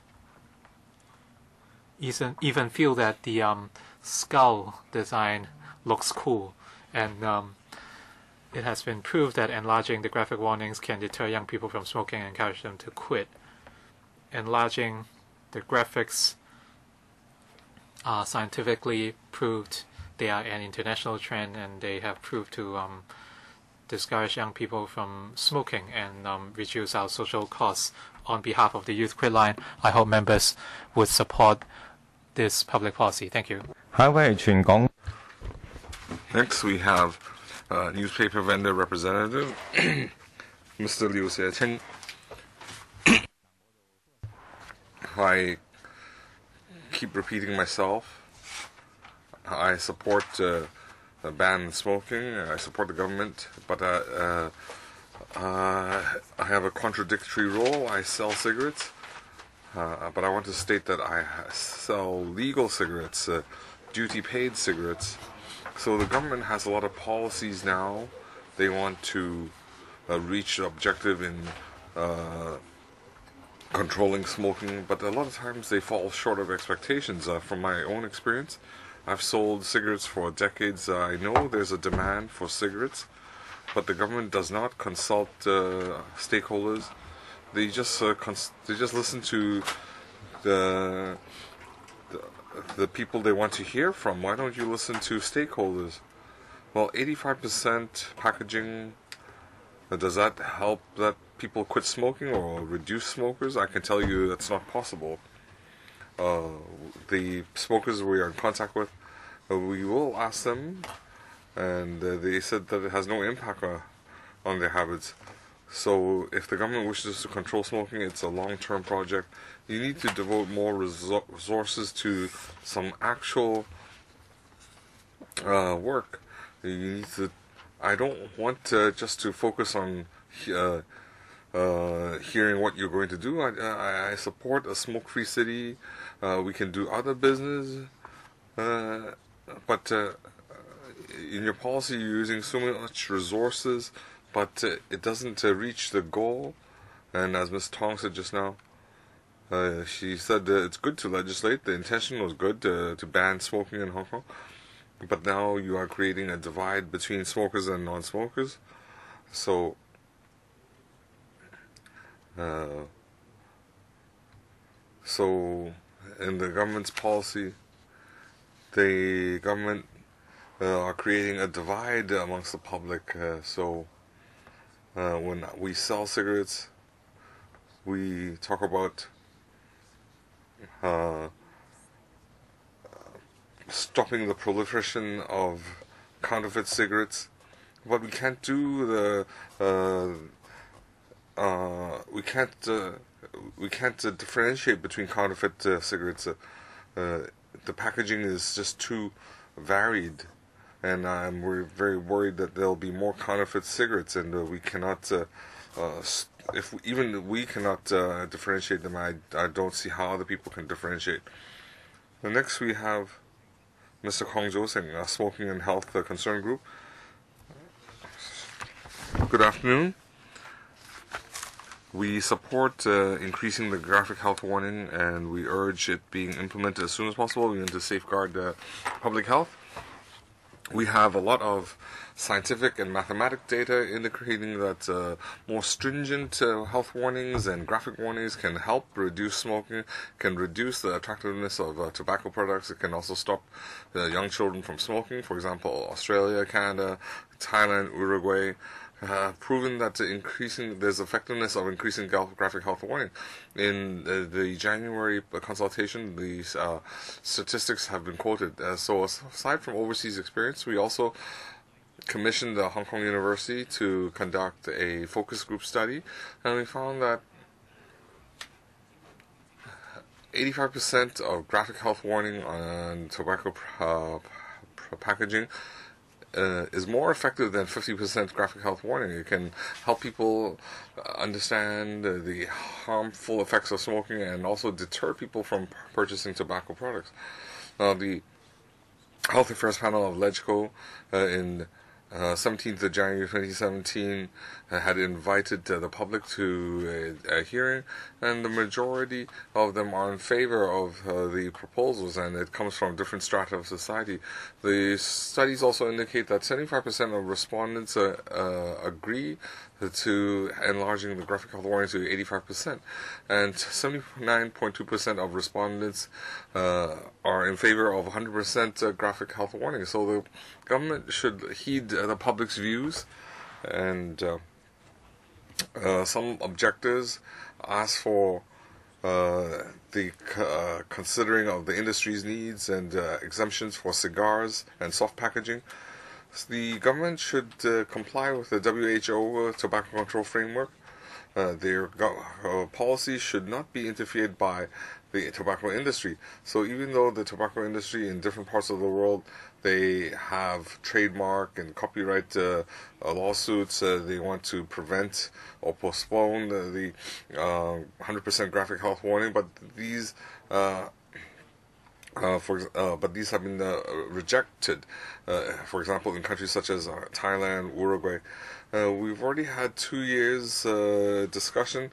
The Health Affairs Panel had convened 6 times, and this is the 3rd special meeting, and we've invited the public to deputations. So the policy should have public health in mind, and we need to implement 100% graphic health warning as soon as possible. Next, we have Dr. Wang Dukcheng from Wang Dai Xin District. We support the government's amendment. As a doctor in the government hospital, I'm speaking from a professional perspective, and I'm just speaking on behalf of public health. I think we don't need to be doctors to understand that smoking gives rise to a lot of health problems such as lung cancer, respiratory disease, heart disease, and so on. So whether it's electronic cigarettes, a pipe, or cigarettes, it's the same. I heard that people say that cigars are safe. That is definitely wrong. If you look at literature, you can see that cigars are just as harmful as cigarettes. A lot of studies also indicate that graphic health warning help people quit smoking. It stops young people from starting to smoke. And the larger the warning, the more effective it is. The WHO in 2016 had called for 100% graphic health warning and plain packaging. Australia in 2012 implemented 100% graphic health warning and plain packaging. It was very effective, and in the last 10-20 years, the number of smokers had dropped by a half. And on January this year, they had 100% graphic health warning, and the UK implemented that 2 days ago. I'm aware that Hungary, New Zealand, Ireland are also going to implement 100% graphic health warning. Just now, somebody said that they are worried if it's 100% or 85% health warning, there will be counterfeit cigarettes and so on. But in Australia, that has not occurred. And I would like to tell the vendors, hawkers, that they won't lose business. Some people also say that Hong Kong already has a low smoking rate. Why do we need more warnings? Now, as a doctor in a government hospital, I see a lot of people who gasp for air. They are prone on bed. They're incontinent. They need care. And even one is too much. So the government needs to make up its mind. They need to listen to the public. But if it's not sound advice, they should ignore it. Next, we have Hong Kong U Healthcare Professor Lei Ho Chung. I am representing the Hong Kong U Health care program students and faculty, and I support the government because smoking endangers health. It harms health. There's a heavy cost to smoking. According to WHO studies, 1 out of 2 smokers will be killed by smoking, and for young smokers or people who smoke a lot, have smoked a long time, out of every 3 smokers, 2 will die from smoking. So the Hong Kong government needs to strengthen its smoking policy. WHO pointed out that just relying on text warning, the graphic health warnings are much more effective. It strengthens the incentive to quit, and they urge all countries to increase the size of the graphic warning or use plain packaging. And recently, a lot of countries have complied with WHO requirement and have stringent requirements. In 2012, Australia was the first country to use 100% health warning, and smoking dropped drastically. So we see that these measures are very effective in helping people quit. UK, France, Hungary, Ireland in 2016 and 2017 will have implemented these measures, and we'll see more countries implement. So the successful experience has given us strong proof, and the Hong Kong government needs to do the same. Hong Kong U Healthcare Program was commissioned to do a research in 2016, and the results indicate that the public support graphic health warnings. The support is very high. We found that 72% of respondents support enlarging the health warning to 85%, and some even 80% of respondents say that they support 100% health warning. So that shows that the general public have a consensus on the size of the graphic health warning. So the Hong Kong U wants to promote public health, and we did a lot of research. On behalf of Hong Kong U staff and faculty, I would support the government's proposal to increase the graphic health warning to 85%, and also increase the number of images from 6 to 12. There should also include the quit smoking hotline 183-1833, and we need to reduce the smoking rate in Hong Kong at the same time. The government should add more resources to help people quit smoking. They should provide more services to quitting smoking, and we need more support. Next we have Dr. Tong Xiufan. Now, the Seoul Community Health Service strongly supports the enactment of the amendment of the Smoking Public Health Order of enlarging the pictorial health warning to 85% for all types of tobacco product packaging and increasing the number of forms of health warnings from 6 to 12 and adding the quitline 1833183. We support the proposal of adding new health warnings and more frequent rotation of health warnings to raise the deterrent effect on smoking. Children and young people are more vulnerable to branding imagery than older age groups. The move to enlarge the pictorial health warning and a move towards a more standardized packaging will reduce the brand appeal to young people and also reduce mistaken beliefs about certain types of safe products. There is sufficient evidence that this will reduce smoking rates. Australia was the first country to implement plain paper packaging as well as increasing the size of pictorial health warnings in 2012. According to a 2013 National Drug Strategy Household Survey in Australia, surveying over 23,000 people across the country, found that the smoking rate of daily smokers aged 18 or older declined from 15.9% in 2010, before the plain paper packaging, to 13.3% in 2013, after the plain paper packaging.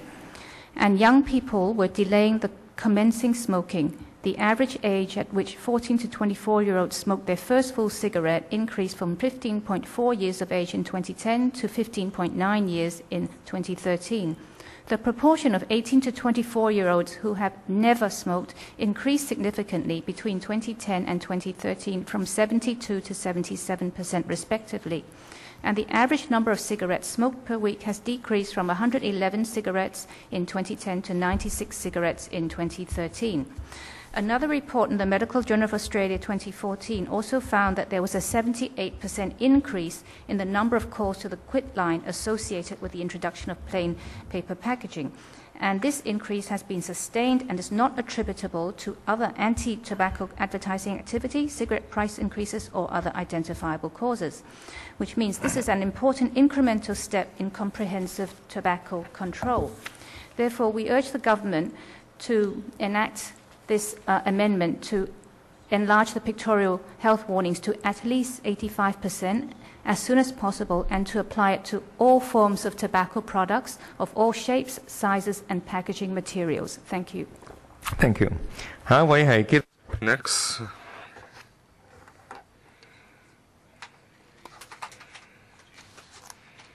We have Ms. Law Yi. I am a Christian in Nether Seoul Jockey Club Warlock Community Center. We urge the LegCo to implement the Smoking Amendment Order 2017 as soon as possible. We support the health warning to be 85% of two services. We also support the increasing number of images from 6 to 12. We need to urge more people to quit smoking, and we need to stop young people from smoking in the first place. According to a Hong Kong Youth survey in 2016, the public support, there's a high level of support for graphic health warning, and there are also 22.5% of respondents support the increasing the graphic health warning to 85% of packaging. And almost half of smokers support that, and the majority of respondents also support 100% graphic health warning. The WHO also urges the different countries to increase the health warnings to 85% of packaging, and they also used the theme of 100% graphic health warning as the theme for 2016 Non-Smoking Day. So we feel that the government should implement a long-term sustainable policy, and according to our frontline experience over the years, increasing tax is the best way to stop young people from smoking. The Hong Kong government has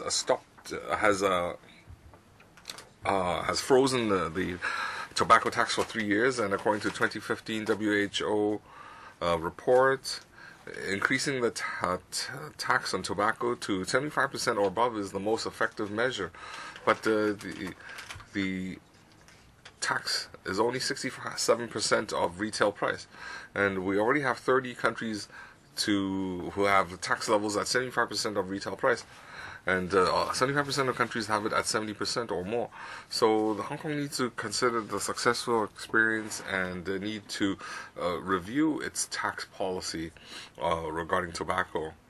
A lot of people object to the tax, and they use counterfeit cigarettes as a counter-argument.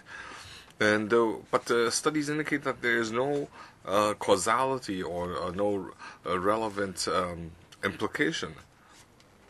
We believe that strengthening law enforcement is the best way to tackle counterfeit cigarettes. So based on the policy considerations, we urge LegCo to implement the Smoking Amendment Order 2017 as soon as possible. Thank you, everybody. Next, Mr. Choi Ga-kin. I'm an economics professor, and a couple of years ago I was commissioned by Kosh, and we studied the Hong Kong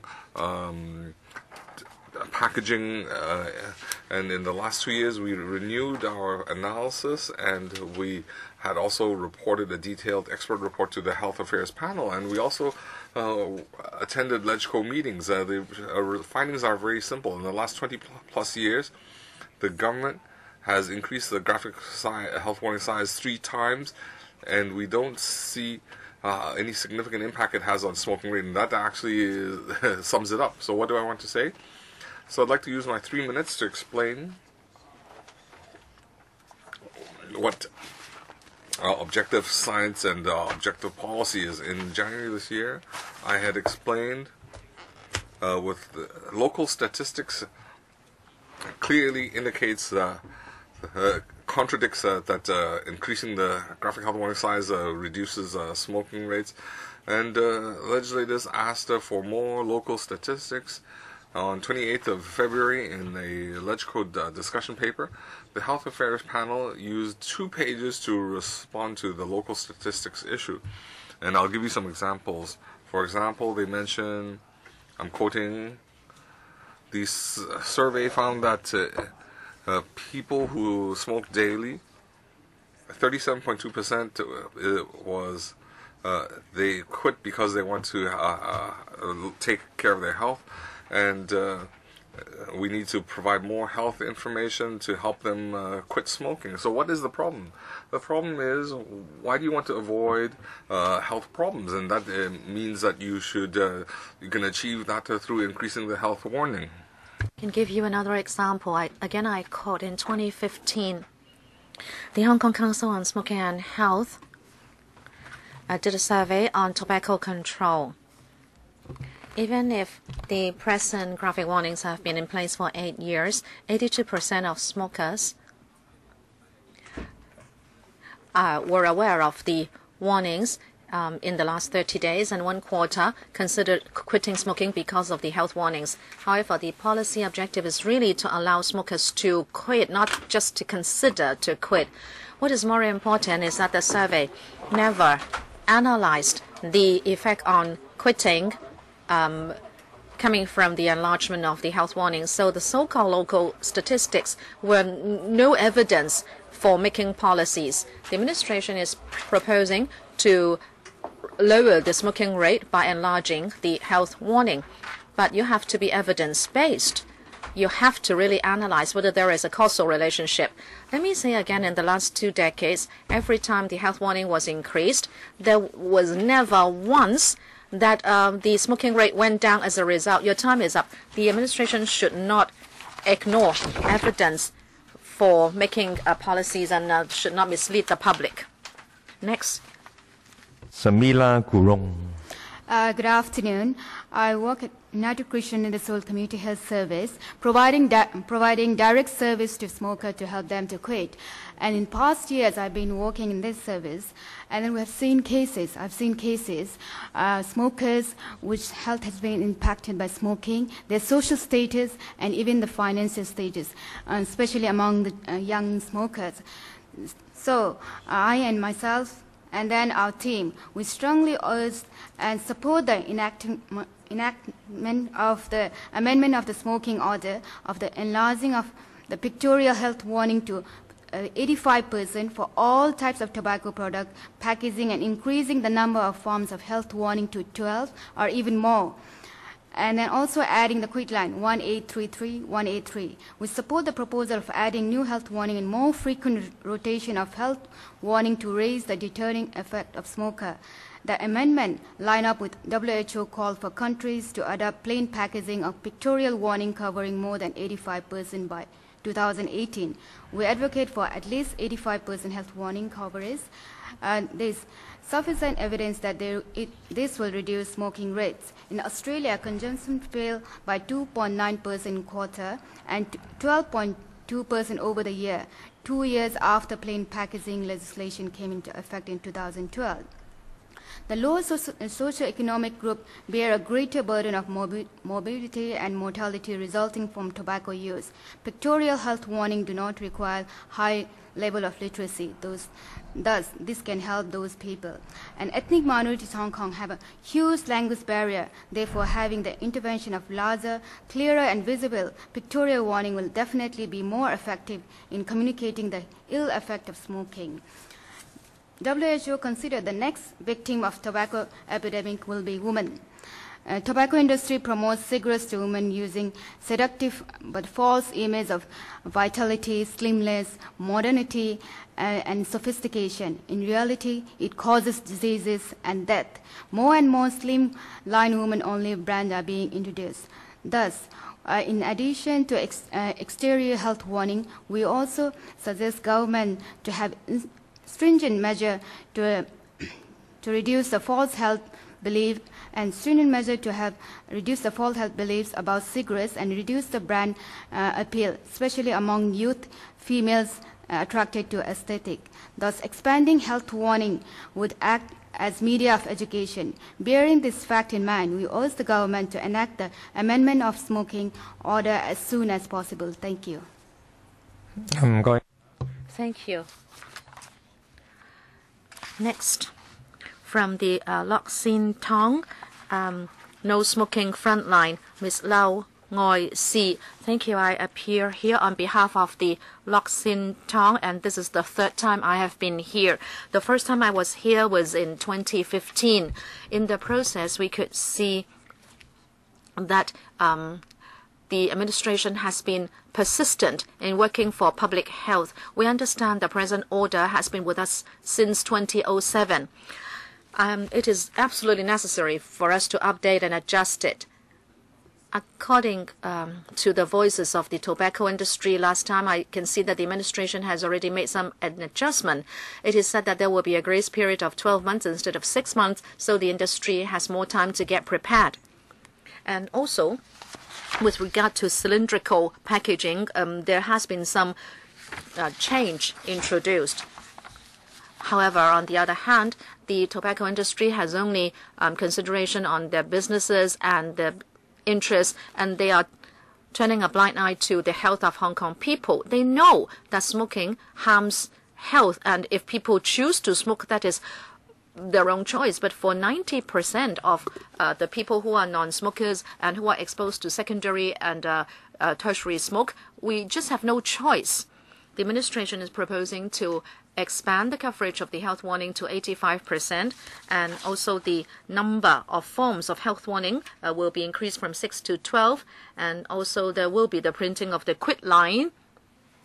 The objective is for smokers to see the health warning and quit smoking, so we can save as many as possible. Perhaps a smoker will see this graphic warning and quit smoking. And I have seen such a case. There is this female smoker who is affected by eczema. And when she bought a package of cigarettes, and she saw that there was this health warning saying that smoking is bad for health. So she decreased her cigarette smoking, and then in the end she quit. So we should always try to save smokers by printing these graphic warnings. Since we have had the present arrangement for 10 years, it is time for the administration to move ahead with the times and amend the order and increase the number of health warnings so we can save as many smokers and their families as possible. We are an outreach team. We go to contact office workers. We discussed no smoking policies with corporates, and we found that any small change can help smokers become more determined to quit. Say, for example, in companies, you can post up encouraging slogans and also the quit line. Therefore, we believe expanding the graphic warnings will help people quit. Next, Christian Family Service Center, Senior Manager Ms. Wong. Thank you, Chairman. Our center has been active in helping the public maintain a healthy lifestyle. But when we talk about smoking cessation, we cannot just rely on education or cessation programs. We need the support of society and policies. We have been providing support for cancer patients and their families. We have found that lung cancer, liver cancer, and leukemia patients have taken to smoking when they are young, and it is too late for them to quit smoking when they are already terminally ill. And smoking can cause cancer and then hypertension, heart disease, and also stroke. This is a very big burden on the patient and their families. We have heard many statistics about overseas experience, how tobacco control policies can reduce the smoking rate. We'd like to tell you our community experience. In our work, we have found that to help smokers, we need to help them identify a motivation, and it is also useful to scare them. Therefore, when we do counseling, we will also show them very terrible pictures and images to tell them how smoking can cause diseases, that you can have a stillborn babies, and you can cause death, you can harm your families, and also you may have your limbs amputated. And that has a very good scaring effect. Therefore, on tobacco and cigar packaging, if there are larger health warnings, I'm sure it will alert smokers to the harmful effects of smoking. And also, we are concerned whether there is sufficient protection under the law for young people. The old graphic warnings are becoming ineffective because they have been for use for too many years. So we need to expand it to 85% or even 100%. So we can do away with the glamorous packaging of smokings, and so smokers will not be attracted. As a mother, I'm also pregnant now. Every day I walk to the office, I can see many people smoking around dustbins, and many of them are young people. I am really worried about their health. I am also worried that when I walk past that path, I will be inhaling secondary smoke and harming the fetus that I'm bearing. Therefore, we must not be blind to the harmful effects of smoking on our younger generation. The policies should not be just gradual, but they should be absolute. We should not use taxpayers' monies to support the huge medical cost resulting from smoking. We ask the administration not to dawdle anymore. You should take absolute policies. Thank you. Thank you very much, deputations and individuals. I have heard this from the deputations. Our smoking rate is 10.5%, but for male 18.6%, and for females 2.6% in 1990, and then it fluctuates, and now it stands at 3.2%, meaning higher than that of 26 years ago. So the smoking is not that low. It is 1 in 5 males who are smoking in Hong Kong. Before we open the floor to members, I'd like to ask the Undersecretary whether she would like to respond briefly, and then I will allow members to speak. Undersecretary. Thank you. Thank you, Chairman, and members, and deputations and individuals who are again expressing your views to us. I'd like to thank you for coming again to tell us what you have said before or your new ideas. Here, I have heard since you have been here a few times, and they are urging the administration to do this and to waste no more time in doing this. We have gazetted the order, and the order is being scrutinized by a subcommittee. In 2015, we already came to the Legislative Council, and we held many public hearings, and we also have heard the industry.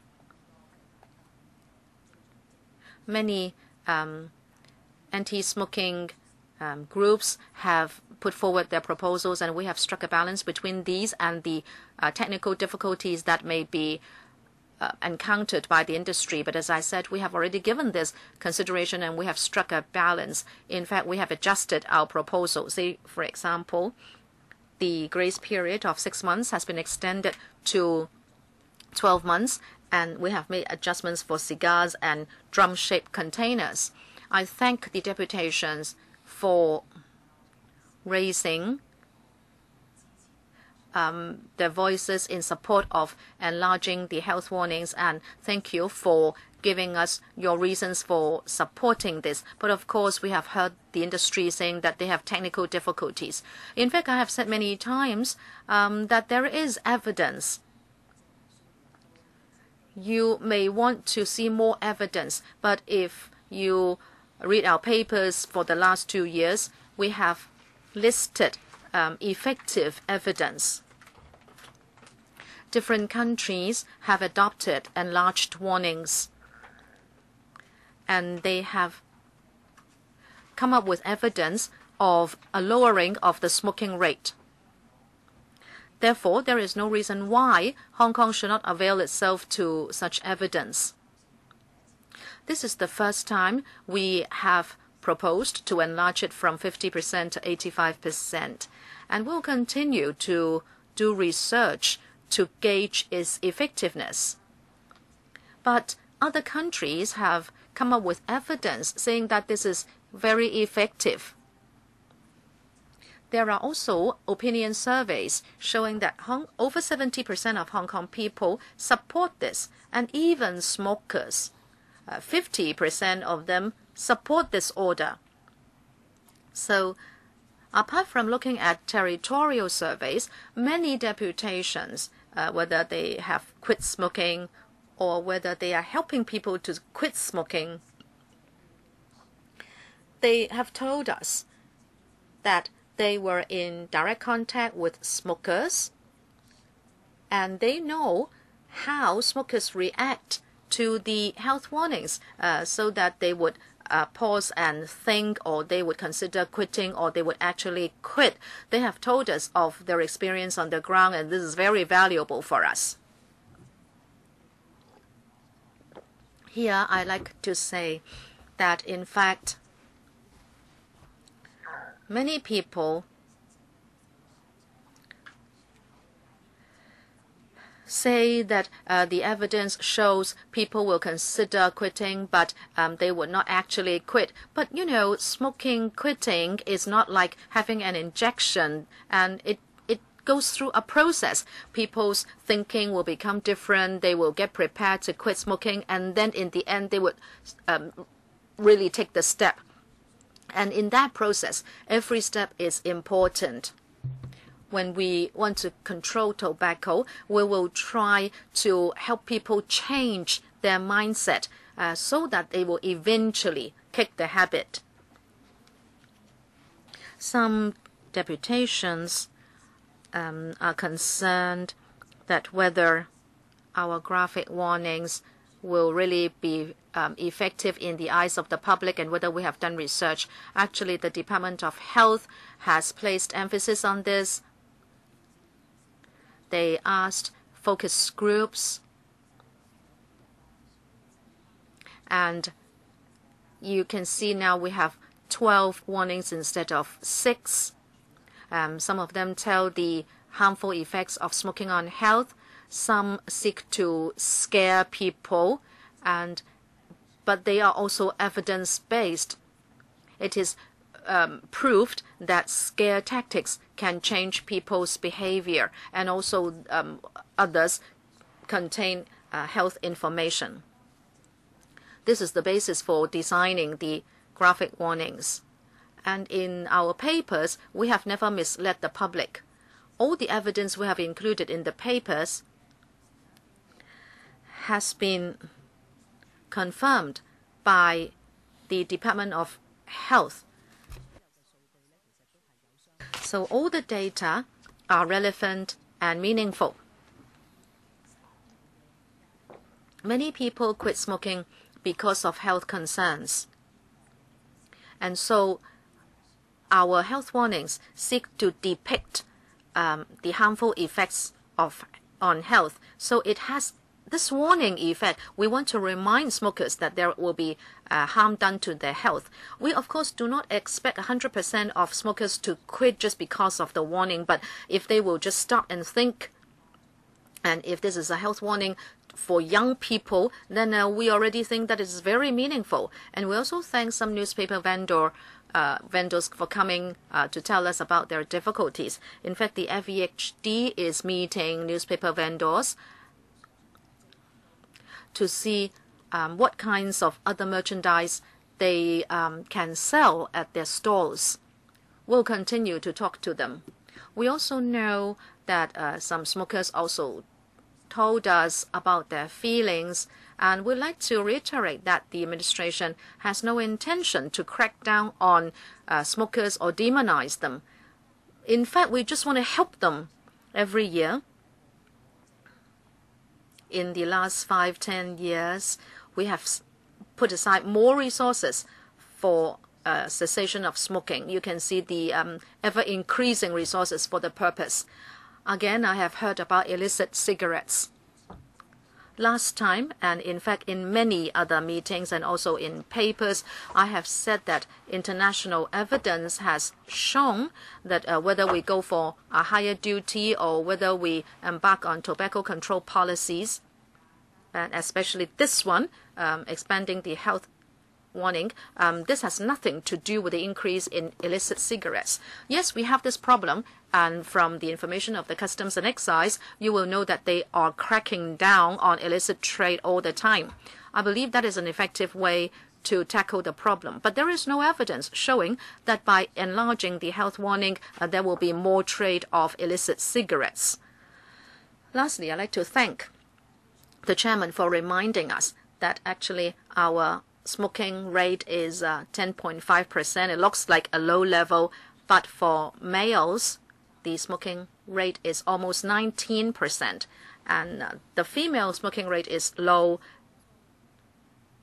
so it averages out to 10.5%. And there's a rising trend. So the government is obliged to work on tobacco control. As for the technical issues for the trade, we are willing to communicate further, and hopefully while enlarging the graphic health warnings on cigarette packs, we also hope to maintain close communication with the trade on the more technical issues. Thank you. The floor is now open to members. Ms. Asmak. We need to finish this session by 5:20 while we welcome another batch of deputations at 5:25. 3 minutes each, please. Thank you very much. I'd like to thank the deputations for being here today. A lot of deputations have been here for a few times already.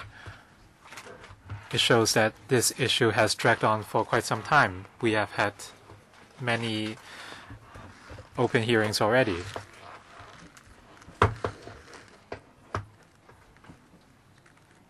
Hopefully, we are at the final stage of this order. And as I've said, LegCo is obliged to protect the health of the public. We need to work on public health. So we support the proposal for enlarging the graphic warnings to 85%. In Hong Kong, we have a number of practitioners in this trade.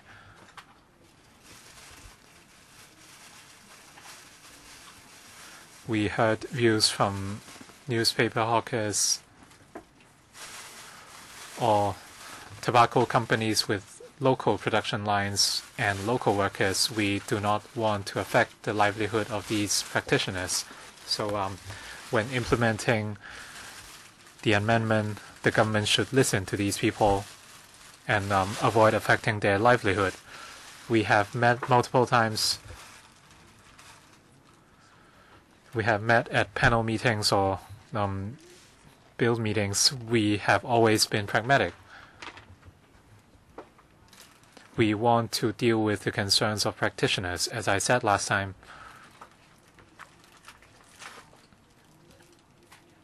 they are concerned whether the prescribed forms would look as expected. As for soft packs, some local practitioners are working on soft packs. Would soft packs be driven out because of this order? Hopefully the government can tell us how you would protect the tobacco practitioners. So hopefully you can understand their concerns. Any deputations representing newspaper hawkers? Apparently they have all left. So no one would address this point. Anything to say from the Undersecretary? Thank you very much. Thank you, Ms. Mack.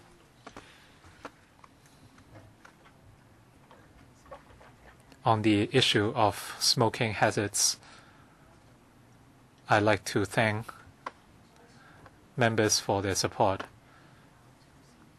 We find this effective, but at the same time, some people might be affected. We hope to minimize the negative impacts. For newspaper hawkers, we have urged the FEHD to meet with them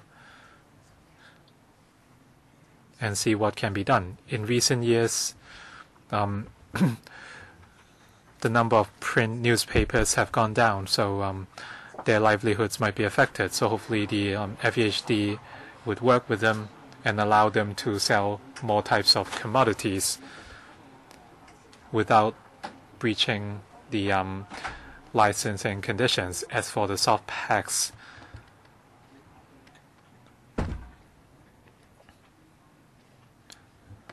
we have tried to listen to the trade, and we would explore the feasibility and technical constraints of different issues and how they can be overcome.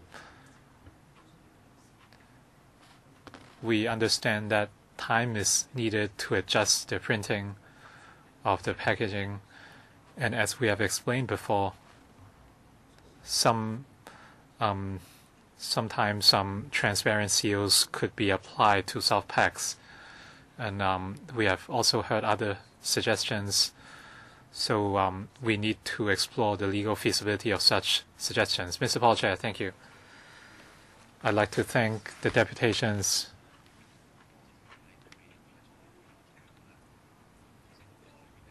A lot of you have been here for hours.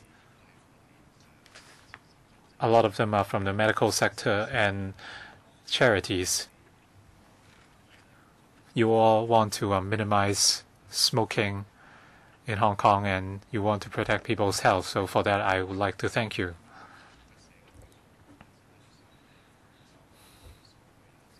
A lot of you have been persistent in objecting to the government.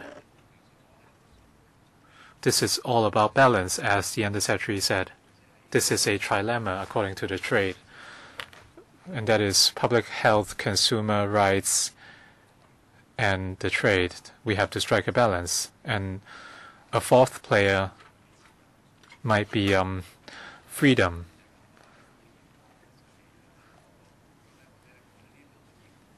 I agree with some deputations that we should try to protect more people. But if we apply this logic to the extreme, should we mandate organ donation? We have different views in our community, and we have to look at the context of Hong Kong.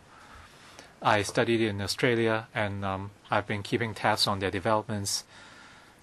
I know about their smoking or tobacco policy.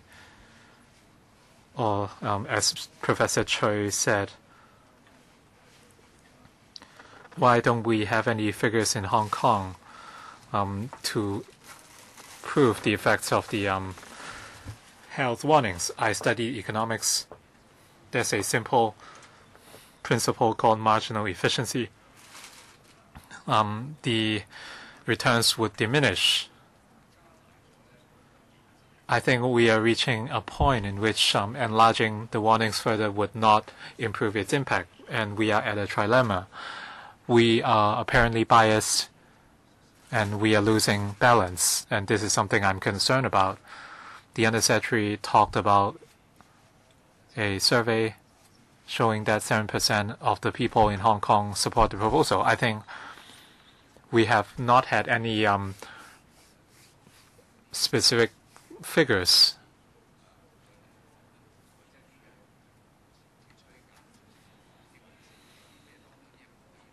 Is there something you cannot share with us in order to confirm the reliability of such figures? Some deputations have said that the figures are not reliable, so hopefully we can share some genuine figures. We face too much limitations, and our freedom is being jeopardized. Some young deputations do not support the proposal. One of them talked about working smart. Are we really working smart, even though we have good intentions? Can the Undersecretary talk about the survey? Mr. Ray Chen. Thank you. I have a lot of reservations towards this order. This order adopts negative vetting. In other words, we cannot stop the scrutiny of this order. There's a scrutiny period. So hopefully we would try to take in more views within the scrutiny period, and so that everyone could be convinced by the government. I encourage my friends to quit, and I agree that smoking is harmful, and I support the government's tobacco control work. But whenever we talk about the law, we have to see whether they are justified and reasonable. Some deputations said that plain packaging has been adopted in all advanced economies. In a lot of advanced economies, well, this is not the case.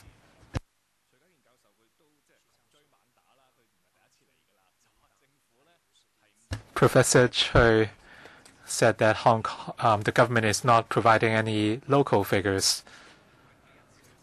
and apparently they are not saying anything relevant. This is not the first time we are enlarging the graphic warnings. Why doesn't the government conduct fact-based evidence gathering? Apparently, the Undersecretary responded to Professor Choi, so I'd like to see if the professor has anything to add. Has the government not done any real studies? Professor Choi?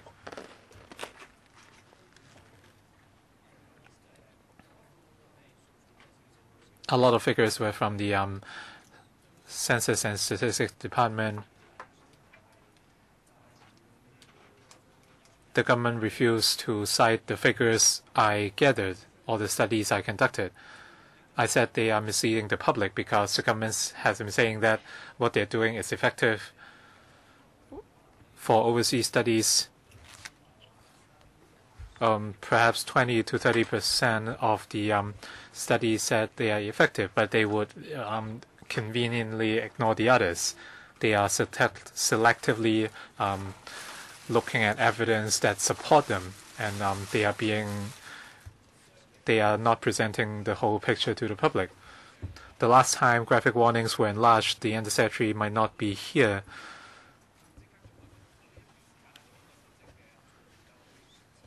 Why did you think the government refused to gather fact-based evidence? Undersecretary, you have 10 minutes. We have been adopting a multi-pronged approach in tobacco control, and overseas statistics have shown that enlarging warnings on cigarette packs is effective. So she didn't answer your question. Mr. Wang Ting-Kwong, thank you. I have declaration of interest. I've been a smoker for more than 40 years, and I'm still here.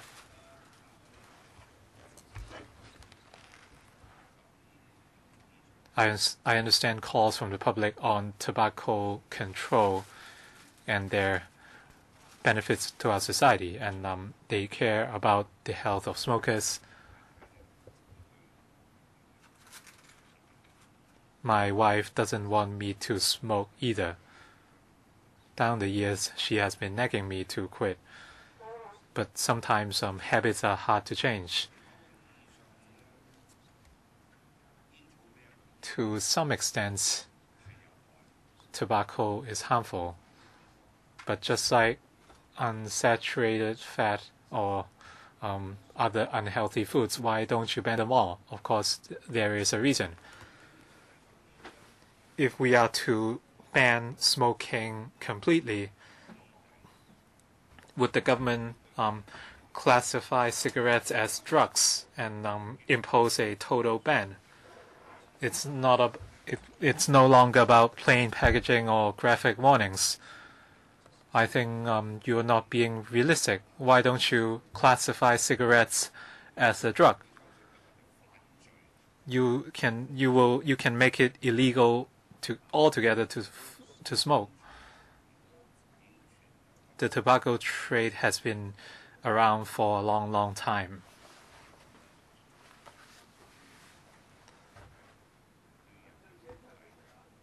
Have you considered the tobacco practitioners? Have you, while you try to ban smoking, are you coming up with the necessary arrangements to allow practitioners to switch to another trade because they have families to raise? We have a considerable number of smokers at 600,000 or 700,000, and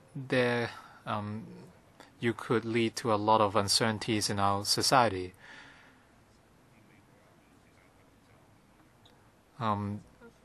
Alcohol was banned for a period of time in America, and that led to a lot of mafias and smuggling. In terms of tobacco control, publicity, and education, treatment, etc., is the government providing suitable arrangements? All these are important questions. The government should think about these.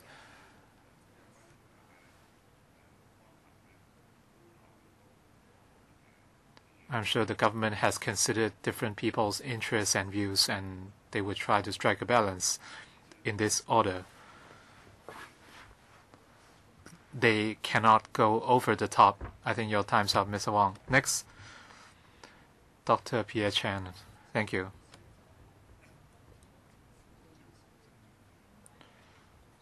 The government should address the deputation's views. I think we are looking at a few key issues. First of all, as a doctor, I must support tobacco control. Well, part of my job is to take care of the diseases caused by smoking.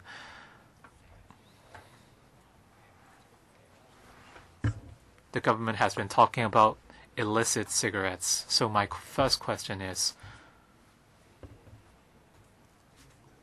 for the coverage requirement of 85%, well, what has the government done on illicit cigarettes and what have been the results? Undersecretary. Thank you. for illicit cigarettes, we still have a problem today in Hong Kong. There's no evidence showing that enhancing tobacco control would lead to more illicit cigarettes, and the customs are responsible for cracking down on illicit cigarettes. Can you provide any numbers? How many tons of illicit cigarettes or how many containers of cigarettes are being imported or sold? And what has the government done to alleviate concerns from the trade?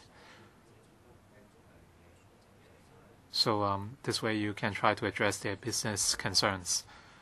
Any figures you can share? Chairman, I would invite Dr. Lee to talk to us about this. They have been working with the CNED against illicit cigarettes in the past. Well, the customs have explained their policy. They have been combating illicit cigarettes from source. Dr. Lee, thank you very much.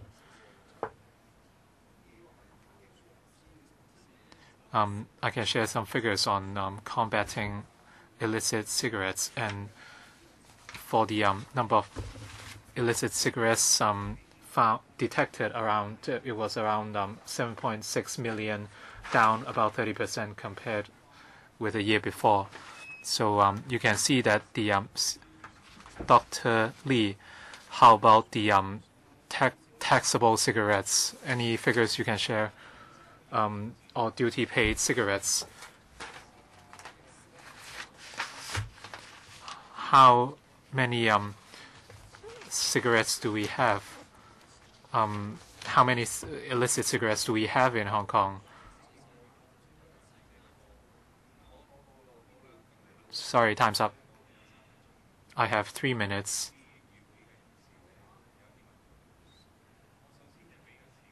I want to give my time slot to Mr. Kwang Cho Singh and also Ms. Wu. Mr. Kwang, you can use my time to speak. Please switch on the microphone for him. Thank you very much for the question from Dr. Chen. The Smoking Council commissioned HKU to conduct a study in 2014 on the number of illicit cigarettes in Hong Kong. At that time, we found that about 8.2 to 15.4% were illicit cigarettes, and the median was about 12%. And it was published in BMJ, the British Medical Journal, a section under tobacco control. So it was academically proven. Ms. Wu, she'd like to respond to the government. She is from the Hong Kong tobacco industry. Thank you, Chairman. Regarding the Undersecretary saying that she's willing to communicate with the industry, I'd like the Undersecretary, are you really going to communicate with us? We can open the dialogue channel. Well, first of all, the industry will ask, this is not 50%, regarding cylindrical packaging, there is a difference between landscape and portrait format. The second question is about commencement date. In 2007, after the commencement date, it was only implemented 12 months after the Gazette. Now you have 6 months of Gazette notice and then 6 months postponement, so it's a 12-month. So how come on this instance, why don't you consider the industry's difficulties? You are still vetting, and you cannot, we cannot manufacture. Regarding the transparent enclosure, some of it is not manufactured in Hong Kong. We cannot force our standards on the overseas manufacturers. And regarding the cigar packaging, it's reducing it from 100% to 90% health warning. Why can't you understand our difficulties? Okay, we have about a minute for you to answer. Well, first of all, I'd like the Secretary to respond to the number of cigarettes issues. Well, just now you were asking about illegal cigarettes, and we saw that in 2012 till 2015, the smoking rate dropped from 10.7% to 10.5%, and during the same period, our duty-paid cigarettes went up slightly, and the figure for 2012, it's about 2.9 million sticks, and by 2015,